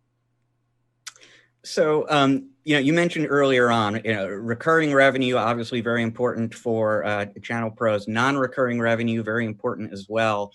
It is now a time, and as we kind of look beyond, should the people in our audience who maybe haven't gone all the way into managed services really be looking to dial up the transition from non-recurring to recurring revenue? Both in terms of what the end users want and need economically, and what's healthy for the channel pros themselves. Is now a time really to be emphasizing recurring revenue? Look, there are some providers that do some specialty. They're a Cisco shop or they're a Dell shop, and they move a lot of hardware and that's their niche. But if you are an IT provider who's just not providing services in that way, you're not recurring, you're providing them in a non-recurring model. This has to show you that, going through this, that the time for that and the need that customers have is changing. You're only going to get, by definition, the customers that don't see value in all the things we're talking about leveraging technology, about securing their environment. And so it's almost a self-fulfilling prophecy of how much more difficult the business would be. And here's the other thing. There's a little concept that we teach. It's called the MSP Turning Point. And the MSP Turning Point is where your recurring revenue covers all of your overhead and payroll. In other words, you bill $100,000 a month and you have $100,000 a month in payroll overhead. You can pay all your expenses other than your product cost of goods sold, because that's covered by product revenue. And when you're below that turning point, what it means is that you need either hardware margin or non-recurring service billing to get above break even. When you get to and above that, every dollar of hardware margin and every dollar of non-recurring services goes right to the bottom line. You can never lose money in a month again. And so what we're telling people now, if you've never calculated and you don't track where you are against your turning point, this is the time to do it. Your top goal as an MSP, if you're not at your turning point right now, is to get there. And in order to get there, you have to know your margins on your recurring revenue. Because if you're $20,000 a month from your turning point and you add $20,000 a month of recurring revenue, but your margins are wrong, you'll have to add more resources. So then your turning point gets pushed out.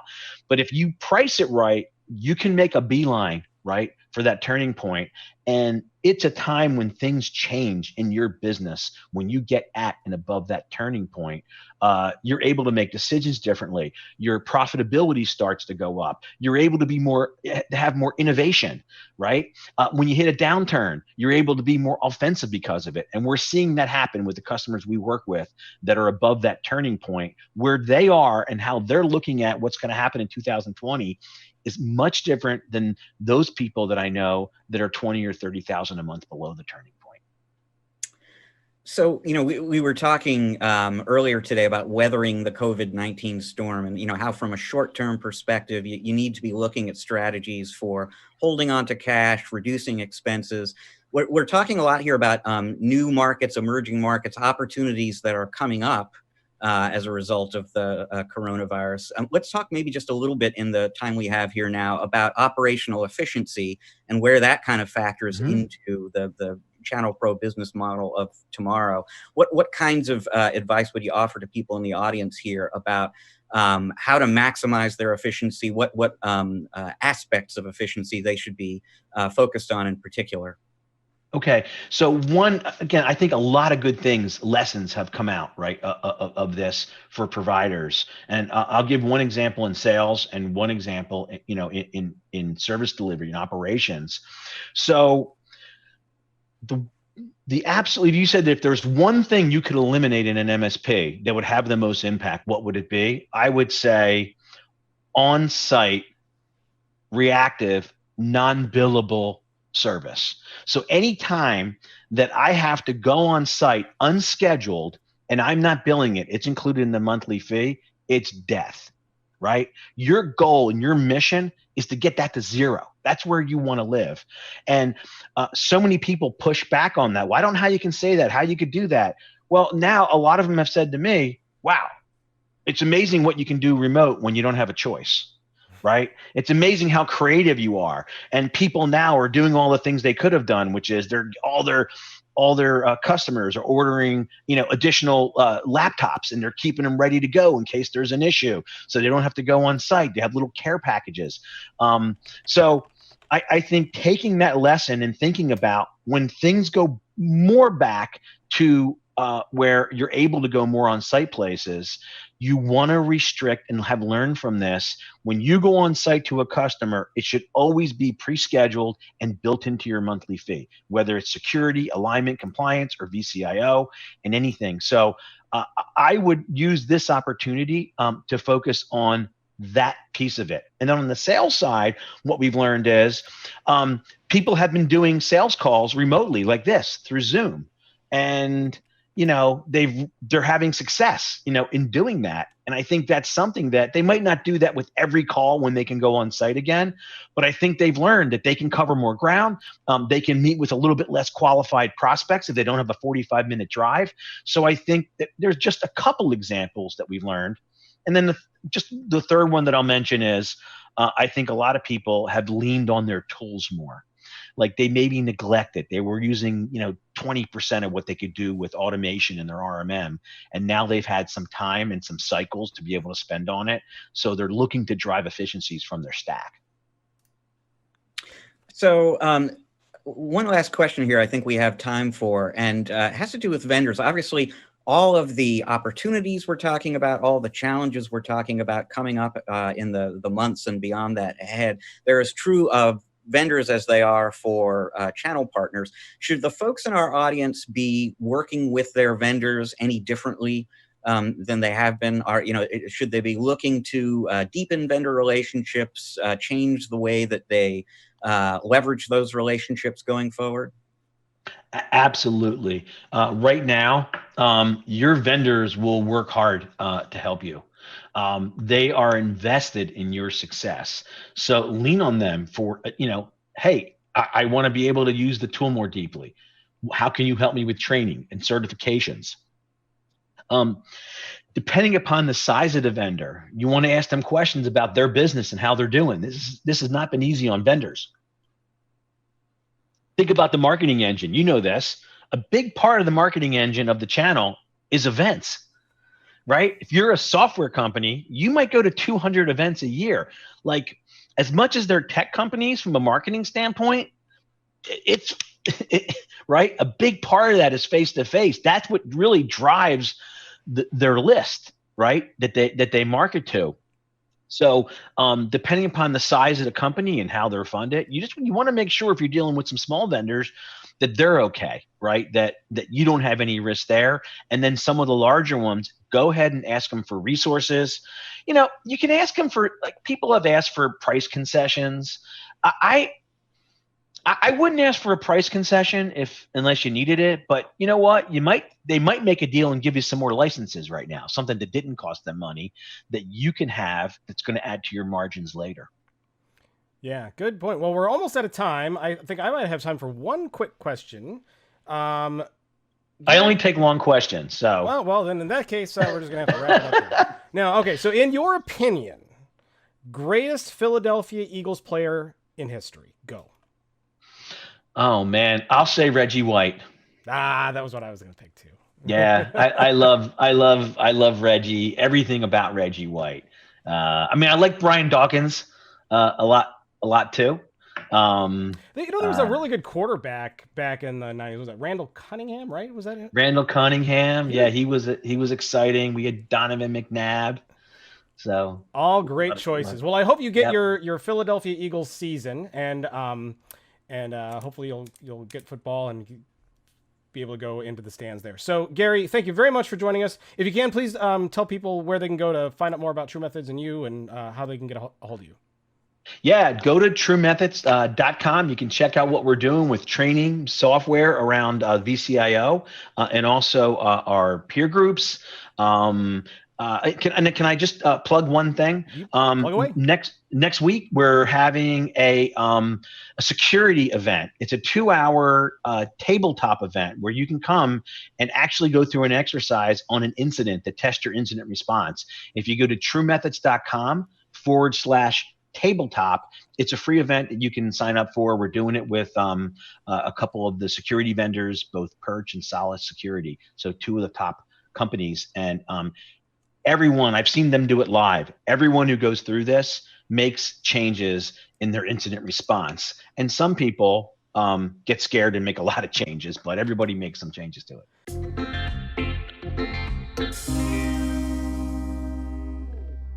And welcome back to part 3 of ChannelPro Weekly. Really fun interview with Gary Pica. It was a little nerve-wracking doing that during an actual event, Rich, I have to say.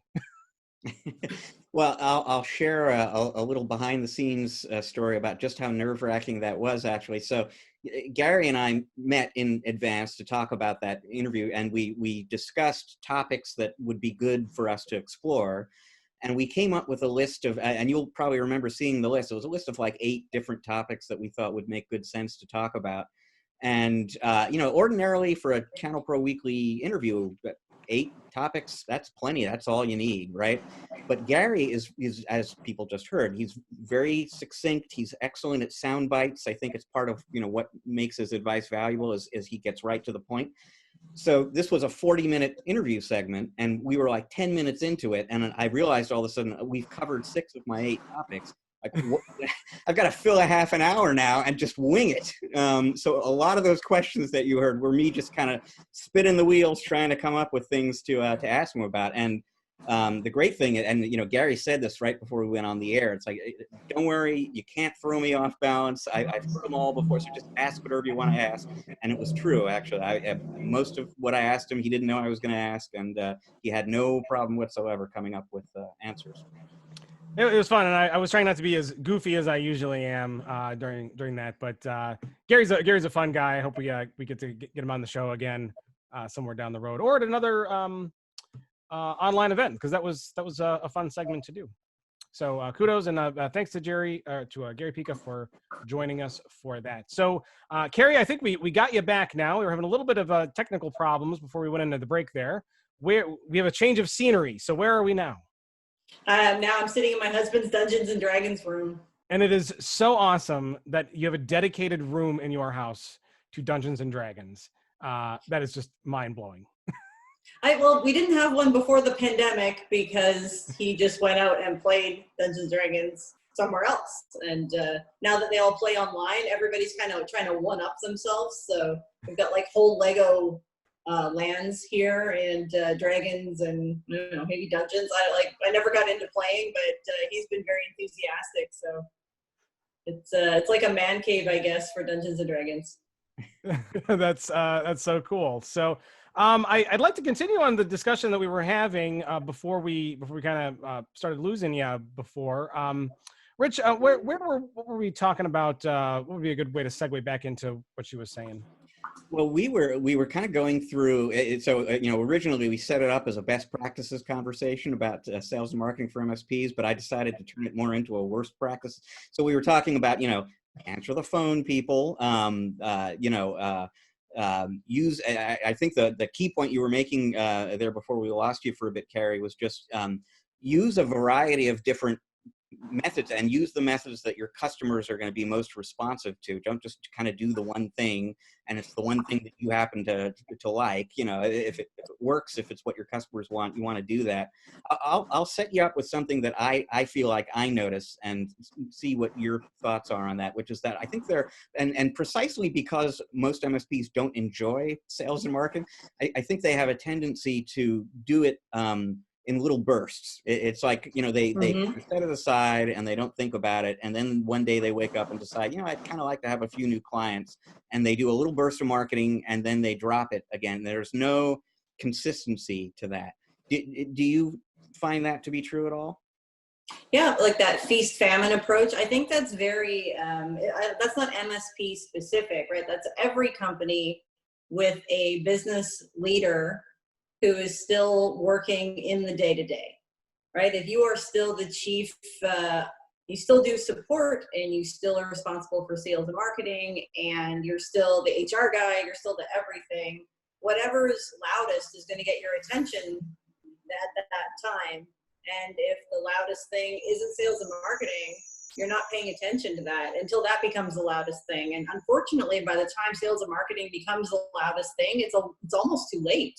Okay, when you realize that there's no more referrals coming in, and that your phone hasn't rang in a couple of weeks, or that you've just lost 2 big accounts and you're not sure how you're going to replace the revenue, you notice that big inconsistent hole in your funnel, and there are ways to prevent that from happening. So consistency is probably the thing you want to focus on most. You don't have to have the best messaging. You don't have to have the greatest website. All you have to do is something regularly. So if you want to make 10 calls a day, great, make 10 calls a day. If you want to send out an email blast once a week, do that. If you're using Twitter, or you're using social, or you're using LinkedIn, you can do your marketing work in bursts. You just have to schedule the delivery of it over longer periods of time. So if you, like myself, I get really excited about projects when I get interested in them. So I'll spend hours and hours doing stuff that, just pushing levers to see what falls out the bottom, and trying different ways of posting things. But what I've learned works best now is if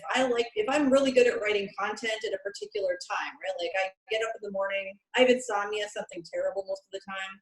If I'm up at 1 or 2 in the morning, I'm just cranking out articles about cold calling nonstop. And it's hard to write a million articles about why you should be cold calling, or how you should cold call, or how you should cold call better. The same as I'm sure it's very difficult to write articles or blog posts about why managed services is beneficial to insert industry here. But if you can get them all done in a big burst, right? Like 500 words, 500 words, 500 words, 500 words, get your 10 articles written, then figure out how you're going to distribute them and use something where you can schedule that so you can actually write those articles, get them up on your blog, and have one of them drop every 2 weeks. But you don't have to find a time to write a blog post every 2 weeks. You don't have to find a time to write Twitter posts every day. You sit down when you've got a block of time, you crank out and cut and paste. You don't need original Twitter posts either. Just cut and paste the stuff that's already working for you, just so you appear like you're marketing consistently. And that's step one, is just to be consistent. You don't have to be unique. You don't even have to be that creative. You just have to look like a real business when somebody calls you or you call somebody and they go to check your website and they look at your blog and you haven't written anything on it since 2014. The first thing I think when I see somebody who's not updating their social media presence regularly or not updating their website regularly is this isn't a company that can handle new business. They can't even handle their own stuff. So I always wonder, because I'll be researching potential sources for articles and I will regularly run across the blog that hasn't been updated since 2017. And my first question is just, is this actually still a functioning business, right? I mean, it almost feels like maybe these guys are checked out. You mentioned referrals in there before, and that word of mouth is marketing technique number one and probably number 2 and 3 for most channel pros out there. What is your thinking about relying on word of mouth or referrals for marketing? Well, if you have a strategy for gathering referrals, it's a phenomenal approach, and it's pretty similar to cold calling. You're going to call people in your network, or you're going to interact with people in your network, and you're constantly going to ask them for referrals. And less of a, like, what I see a lot is like, do you know anyone who needs IT support? Like, no, actually, I haven't had that conversation ever. Or like, nobody's coming to me at a party and telling me that they need IT support. But I might have heard about somebody who's moving offices next month or in 3 months or 6 months, or somebody who is merging with another business. So if you think about asking for referrals in a way that allows there to be a trigger event, that they can think, oh yeah, no, I do know somebody that is in that position right now. And I first saw this at a BNI group that I belonged to years ago. We had an MSP in our BNI group, and instead of saying like, who do you know that needs great IT support, he'd always be like, who do you know that's moving offices in the next 6 months? Who do you know that is, hiring a lot of people lately, or, like whatever the event that would require somebody to come in and talk to them about changing their IT environment. You're looking for that event that people can think of off the top of their heads, because when they have to leave, like if you say who's looking for IT support, and they're like, oh, I don't know, I'll go home and think about it, I guess. They're not going to spend a lot of time thinking about your referral request, right? Unless you're bringing them referrals. So if you want to really get into how do you create a very powerful referral network, you start asking everybody you're talking to, even if they don't need IT support, what would really help your business right now? You don't need IT support, great. You know what, you don't have to hang up the phone right then. Get used to asking the question, either who do you know that, insert trigger event here so you can ask them for a referral, or what would be really helpful to you in your business right now? Well, we're trying to hire a new sales rep. Oh, great. Well, you know what? I know a couple of great recruiters. Would an introduction to a recruiter help you right now? Great, okay. Like the minute you start being the guy that brings people referrals instead of the guy that's always asking people for referrals, the referrals will start coming back to you. And people don't think about it that way, right? People are trying to build their businesses too. And if you're not helping, all you're doing is like taking. I've heard really interesting stories about MSPs who've had success forming referral sharing agreements or relationships with other vendors in other fields. And like you were talking about, somebody who's changing offices, you could make contact with a moving company that does, business moves, or, the company. Property managers. Sorry, what was that? Commercial realtors. Yeah. Yeah, and think about who do you call first to tell them that you're changing addresses? Right? And your cable company, your phone company, your referrals. You can ask everybody for a referral. It doesn't which is why when people get all snippy so as a business owner, right? You're an MSP business owner, whether you got a a 20-person company, and you're still at the point where you're getting agitated with people cold calling you, except that you're not looking at the fact that if you're the principal sales agent for your business, why are you assuming that the person that's calling you isn't also the principal sales agent for theirs? Like, you could be telling the CEO of a potential prospect to go F themselves because you don't want to talk to a telemarketer. That's going to get around pretty quickly. Like, if people would just like stop and think for a minute, like, yeah, this is inconvenient. It's interrupted my day. However, how can I parlay this conversation into something that would benefit me? Right? You don't know if it's like the guy that just graduated from college telemarketing or the guy that owns the printing company across the street. So if you're telling your peers to get lost because you're impatient or you're having a shitty day, you do that enough times and people just stop calling you, but they stop calling you for everything. And somebody will say at a party, oh, I'm looking for IT support. I was going to talk to, this person. Like, oh, no, I called him and he told me to go, like, he actually told me to off. Really? Oh, pearl clutch, right? Like, you're not helping yourself by being nasty to people ever. No, I had to learn that lesson the hard way, by the way. I think what you're saying is absolutely true. I think there's also, and I'd be very curious to get your take on this, because it seems like the whole world is very jaded, or it's very difficult in an age where, and I bring this up because literally while you were talking, I got a call on my cell phone, and what did it flash across the screen? Spam risk, right? Because there's not only legitimate cold calls from businesses, but there is so much junk that is nefarious in nature, or scams, and the volume is just out of control. How do you get around that? How is all of that nefarious activity on the phone affecting your ability to do that? Well, I mean, personally, my phone doesn't ring. It doesn't beep. It doesn't buzz. It doesn't do anything. It is a brick unless I want to do something with it. I don't have a cell phone so you can reach me. I have a cell phone so I can reach you. I have no inclination to answer my phone. I don't monitor it. I don't check my email. I don't get a notification when I get a text or a phone call or an email. I just use my phone when I want to use it.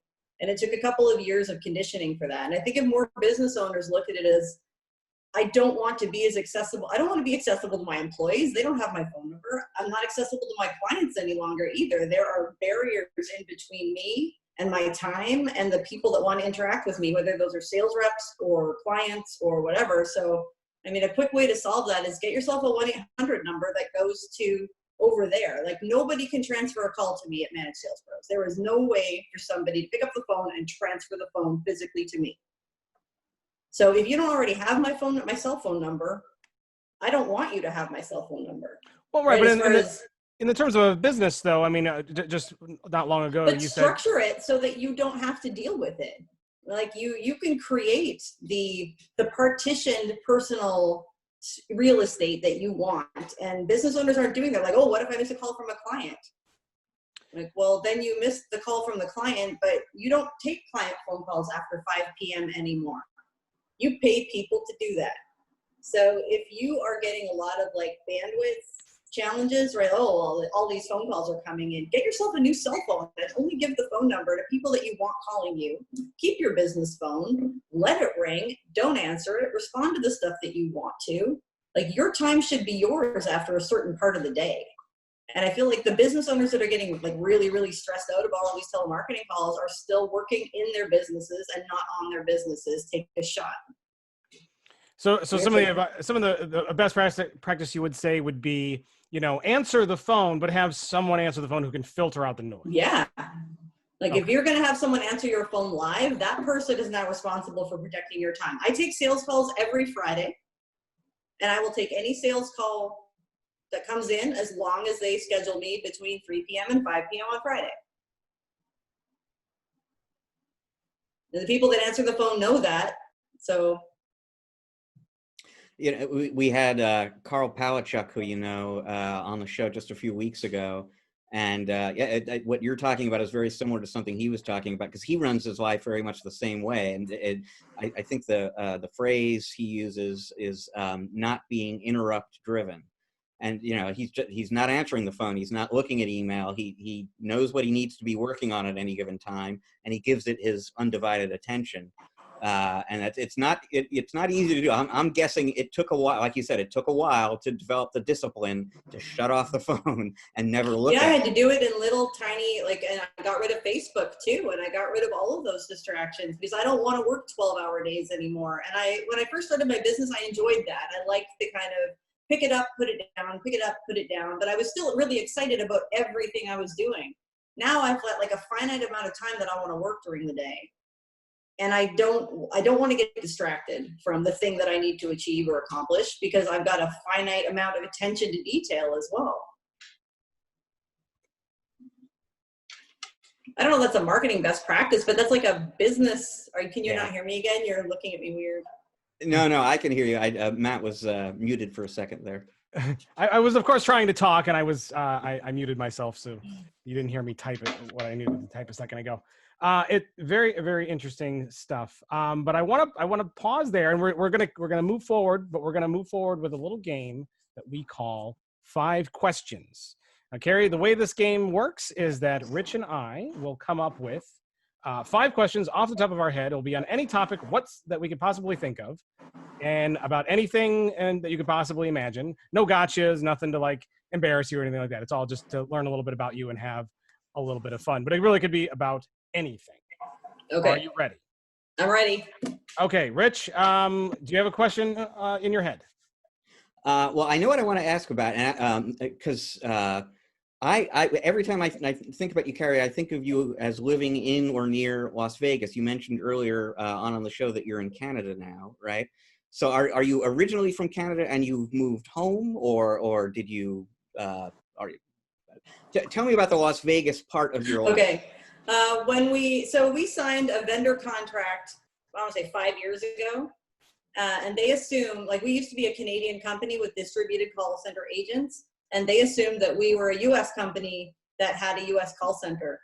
And they'd already signed their agreement, and I already had the retainer in my bank account, and it was a $500,000 deal, and I was not taking it. So I flew to Vegas and I built a call center, and everything, I did it backwards, right? They're like, when can we come visit the call center? And I'm like, I don't know, like 2 weeks from now? Okay, yeah, I'll get back to you with the details. And I called Tracy and I was like, we have to start a US call center right now. And Las Vegas was one of the only places that we could fly to without connecting. So I grew up in Canada, in Winnipeg, Manitoba, which is where I am right now. My husband and my youngest daughter live here.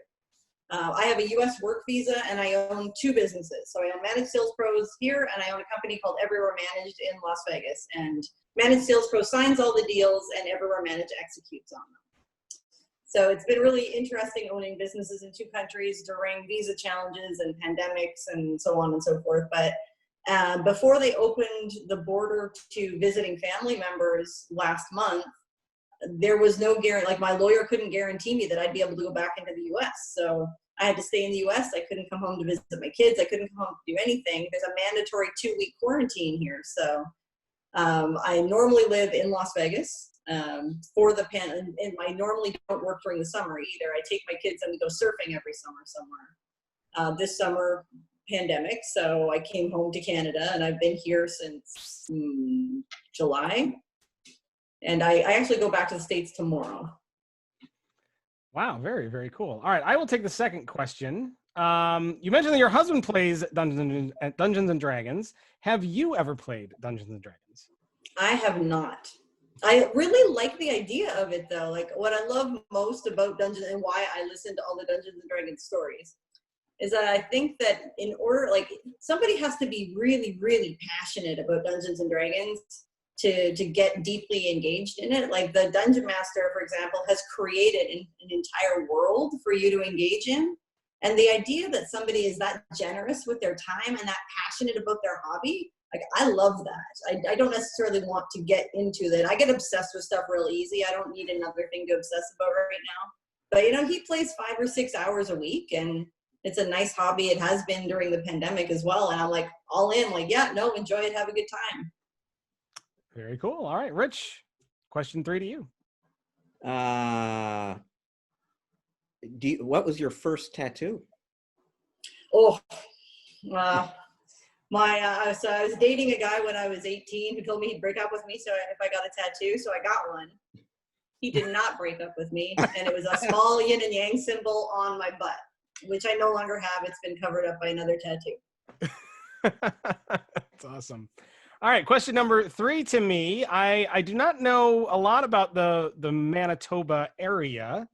What is your top 3 favorite local dishes? Local dishes? Like to eat, food, like foods, like things that are popular around there. Have you ever been to Manitoba? No. Okay. Pickerel, like a if you fish. I think they call pickerel something different in America though. But it's a kind of fish that you can catch around here. So like a pickerel fry would be like a local thing that in season people would enjoy. What else? Pierogies. There's a huge Ukrainian population here. We're not so much with anything like. It's not an undiverse city, but it's not very like you don't find a lot of great like we just got a decent ramen restaurant, for example. We have a couple of Thai places. We have a Bannock, probably Aboriginal influence. It's a pan bread that's baked like we cooked it in bacon grease when I was a kid, and they used to cook it over sticks. At least that's what they taught us in school. So I don't know a lot about Canada. Only what I've heard. Now, is all of those foods covered with maple syrup? No, but you can put maple syrup on anything. Chicken and waffles, maple syrup. Like you could. What else is like distinctly Canadian? So Winnipeg doesn't. I don't think we do maple syrup here. That's more of like a Quebec thing. But I mean, don't quote me on that. I haven't been in school. Like I think they teach us about maple syrup and geography like in grade 4. So we're going back a few years. Awesome. All right, Rich. Question 4 to you. Or is that question 5? I think it's 5. Oh, it's question 5. Well, I'll have to save my other one for next time. So I just learned that you go surfing every summer. What is your favorite surfing destination? Ooh. The place that I've enjoyed surfing the most is Puerto Vallarta, but that's mostly because I think that's where I learned. So I'm super just like going back there feels like home. But if I could afford it, I would go surf in California all summer. Like I'd go to Santa Barbara, or I'd go to. I love surfing in Venice Beach, even though it's like the water's filthy. I like to surf beach breaks, so I like a nice soft bottom. I'm not a big fan of reef. I'm not a big fan of rocks. I surf with my children who've been surfing. Like Maddie started. I guess Charlie would have been 2 the year she started, and Maddie would have been 12 or 15 maybe. So I've always surfed with young kids, so I'm not looking to punch above my weight class when I'm surfing. I'm not looking for like double overhead. I just want a nice day where my kids aren't going to get hurt. I'm not going to get hurt. We usually bring an instructor out with us as well, which means in California, we're going to spend a couple $100 every time we go out if we want private instruction. Whereas in Mexico, it might cost us a couple $100 a week. Wow. Very cool. All right. Well, awesome. I'm going to steal a 6th question, Rich, just because I'm the host and that's what I get to do when I want to do it. So you said you're in the Manitoba area. Are you a Manitoba Moose fan? That's the hockey team, right? That's the AHL hockey team. Yes. We are not. We are Jets fans though. Okay. So you watch Winnipeg Jets? Okay. Yeah. We have a share in season tickets to the Jets here. Not like that's helping us this year. I know, right? I know. I'm kind of a hockey fan myself. AHL because my Rockford Ice Hogs play the Manitoba Moose. So I was just wondering if you were one of those. But they play it's weird in Winnipeg because they play in the same stadium, don't they? I think so. I don't honestly. I don't that's my husband's realm. I've never been a hockey fan. He's like, "Can I buy tickets?" And I was like, "Yeah, no problem. Go ahead." I've been to 1 game since we bought them. I haven't been to a Golden Knights game yet either, which makes me sad because it's such a production there. And of course, we had the opportunity to buy seasons tickets the year that locals were able to buy them first. And we were able to buy them at a fairly competitive price. And we kept trying to get our shit together, right? Like, okay, let's get a share. Nobody could choose seats or anything, so we didn't do it. And then of course they won the playoffs, and we were like, that would have been profitable. We should have done that.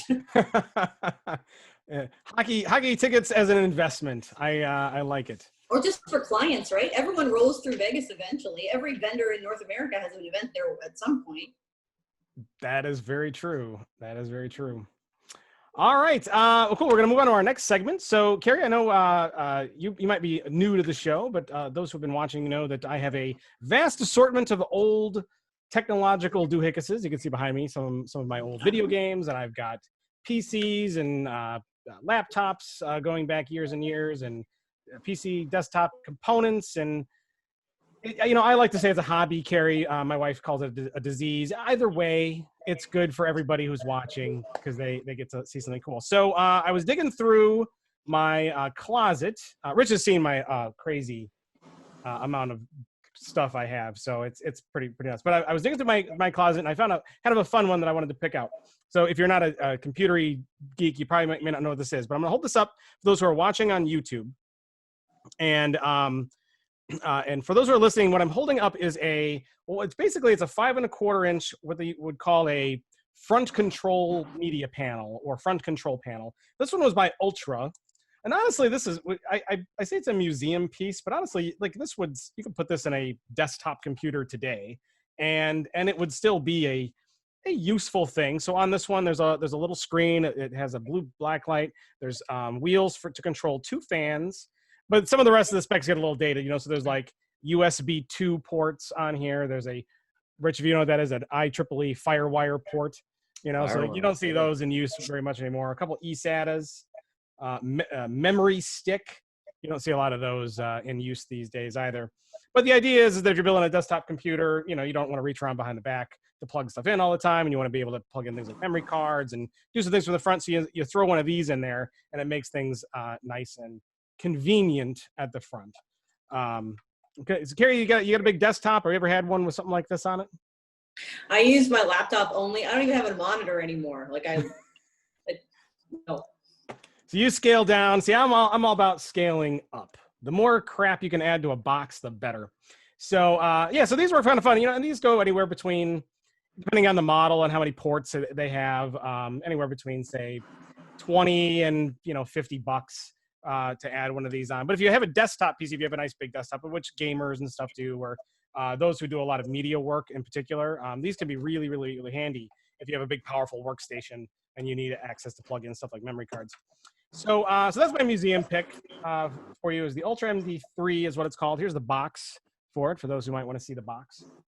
How old is that? So go ahead, Rich. How old is that? That's a really good question. I'm not 100% sure, to be honest with you. In fact, because when it got thrown in the back of the closet, I cannot tell you, Rich, how long it has been sitting in the back of the closet untouched, because it was kind of like crammed into the corner. So do people send you things at all? Like, do people find things at garage sales and just send them to you for your collection? Oh gosh, I hope that never happens. My wife would divorce me. No, this is usually stuff that I've had that I've built computers with in the day, or sometimes some stuff. I used to do a lot of tech reviews, much more than I do now. Some of the stuff is old review items that might be the case. But this one, I think I had installed in a desktop PC at one point, and then I took it out of the box. So I'm gonna say, Rich, this is probably about 10 years old, would be my guess, somewhere in there. 2010, maybe even a little before that, 2009, somewhere in that neighborhood. So Carrie, every week I also pick out a tech pick. And my tech pick this week, I usually like to play That Was Then and This Is Now. And believe it or not, even though the world is full of laptops these days, why is this not going full screen? Go full screen, you crazy web browser. There we go. Okay. So I'm going to go share my screen. I'll show you, Rich. So there's still a healthy desktop market, particularly in the gaming world, and front panel controllers are still definitely a thing. The one that I showed you was more of a media front panel. While it could control fans, it was all about adding more ports to the front. And that's still a useful thing, but these days, I mean, SD is kind of like the standard card, SD and micro SD. So you don't need a lot of media card formats in a thing anymore. And usually computers have a lot of USB ports and stuff, and you don't tend to have as many peripherals as you used to. But fan controllers, particularly in the gaming market, Rich, and Carrie, there's still a need for good fan management in those kinds of machines. So I found this one, which I thought was pretty cool. This is by AeroCool. It's the Cool Touch R. So this adds a touchscreen LCD controller to the front of the computer. It's got 4 fan channels, 3 adjustable speeds, so you can reach down, you can have different profiles set up and have an actual little touch screen on the front of your computer to control the fans. I thought that was kind of cool. And it has a USB port on the front too. Isn't that neat, Rich? So, I mean, when you're gaming or whatever, you might actually turn fans on or off. I didn't even know this is something people do. Adjust fans. Yeah, you might want to kick your fans on high if you're overclocking or firing up a big game, or if in the case of doing a big I guess there could be there's a small business case for that, I guess, if you're doing big workloads or something and you want to kick the fans on high. But yeah, a lot of PC geeks like me like to have micromanagement of your fans to make them louder, cooler, softer, quieter, whatever. So that's one way to do it. Learn something new every day, don't you, Carrie? I do. How about that? All right. So, Rich, why don't you go ahead and tell us what we might have missed earlier in the week, and then put on your outfit, your fortune teller outfit, and your crystal ball, and tell us what we might see in the future. Well, in terms of news you may have missed this week, what you want to do every week, actually, every Friday, is go to ChannelProNetwork.com and take a look at our In Case You Missed It post, written by our own James Gaskin. He's going to be writing this week about some new Pixel devices from Google, a new iMac, a 27-inch refreshed iMac from Apple, some Wi-Fi gear for SMBs from Netgear and Aruba. And then he's going to have a story about a drug smuggling scheme in Sri Lanka that involved a cat, which is kind of interesting on its own. But the really interesting part to me is that somebody actually managed to get a cat to do work somehow. This is a new thing to me, but you'll learn more about that in case you missed it. Now, in terms of what's coming up next week, IoT World is next week. That's online, of course, because everything is online. But there will probably be some IoT news in the industry next week. There is an interesting announcement coming from a major name in security. That's about as much as I can say. I will, in fact, have some coverage of that news appearing on our website next week. I'm going to write it this week, and that is the only thing you're going to see from me next week, because I am on vacation next week, people. And if anything's happening in the industry, I am not the guy who's going to be telling you about it. Very, very cool. Yes. Well, good. It's funny, Carrie, when I was looking around for a different tech pick, something that you said earlier just kind of popped in my head. You said that it's so annoying when you go to like a website and like as soon as you land there, like this box opens up and it has like a lead gen form for you to type into. I found that too, but the window that I find the most annoying is when you go to a website you've never been to before. You've been there for 2.5 seconds and a box pops up and it says, "Hey, would you like to rate our website?" And it's like, well, I've been in your website for like 3 seconds. How could I possibly rate your website after 3 seconds? Other than annoying. Terrible. Your website is terrible. Right? Does anybody ever give a positive response when they see one of those boxes? I don't know. That is crazy stuff. Well, interesting stuff. So, Rich, you will not be the only one who is on vacation next week. I will also be on vacation next week. So what are you doing for vacation? I have rented a socially distanced house on the Oregon coast. So I'm going to be in Oregon. I'm going to be enjoying the beach and just enjoying not working for a week. That sounds nice. We were probably going to be doing something similar. Our original plan was Universal Studios. It looks like that is probably going to fall through because Illinois and all of these other things. So we'll see how that goes. So I don't really know what we're going to be doing for vacation at the moment, but we're going to come up with something. But either way, it won't be work. Yep. That is a good thing. All right. Well, that is going to wrap up episode 156. I would like to give a big thank you to our guest host this week, Ms. Carrie Simpson, from Managed Sales Pros, for joining us. Carrie, for those who want to learn a little bit more about you and where can they go? Where can they learn more about Managed Sales Pros? Yeah, our website is managedsalespros.com, and you can always find somebody by emailing hello@managedsalespros.com, and our phone number is in the upper right-hand corner of our website, like everybody else's should be too. Excellent. And if for those who might want to follow you on social channels, Managed Sales Pros on any of those? Oh yeah, no, don't do that.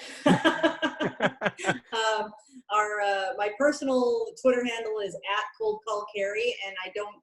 I tweet a little bit of business stuff there, but that's just mostly me railing at the world. And @sales_pros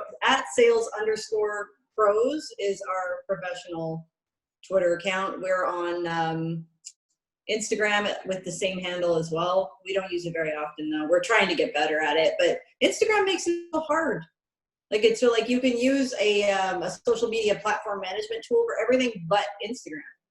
Yeah, it is difficult, a little more difficult to put that one into the workload because you can't centralize it with everything else. So, well, very cool. I hope you had a good time. Hope we'll see you back again. Yeah, thanks for having me. All right. Well, then the website is channelpronetwork.com. Go there each and every day. Make it your start page. And there you'll find news, articles, blog posts from important people all over the industry. You'll got white papers and resources and podcasts, all kinds of great stuff and information to help you make your business better. Please also subscribe to the Channel Pro Weekly Podcast. We're on Google Play Podcasts, Apple Podcasts, we're on Stitcher, Spotify. If you like to watch, we're on YouTube. Subscribe to us there. Hit the red subscribe button on the bell so you get notifications when we have new shows available. We're at Channel Pro SMB on Twitter, Channel Pro Network on Facebook and LinkedIn. If you want to follow me, I'm at Matt Wetluck on Twitter. Rich, you are? At Rich Free. So follow Rich there. He's far more interesting than myself, I will say. We will not be doing a show next week because, as we said, that was a loud, whatever that was scary. Motorcycle. Holy cow, that was loud. Here. So as Rich said, we will not be doing a show next week because we will be on vacation, but we will be back the week after. Rich, any teasers on who we might be having on? Well, let me look that up real quick here because, yeah, we've got interviews booked up for weeks to come here. When we come back, actually, so we'll be speaking with Linda Rose, who is a mergers and acquisitions consultant to MSP. So she's going to come on the show and talk a little bit about mergers and acquisitions in this very interesting time in the industry right now. So we'll get some timely thoughts and advice from her. Awesome. Looking forward to it. So you'll definitely want to come back for episode 157 in a couple of weeks. Big thanks again to Ms. Carrie Simpson, Managed Sales Pros, and big thanks to Gary Pica for joining us for that interview that we did at our event. We will see you all in a few weeks. Take care.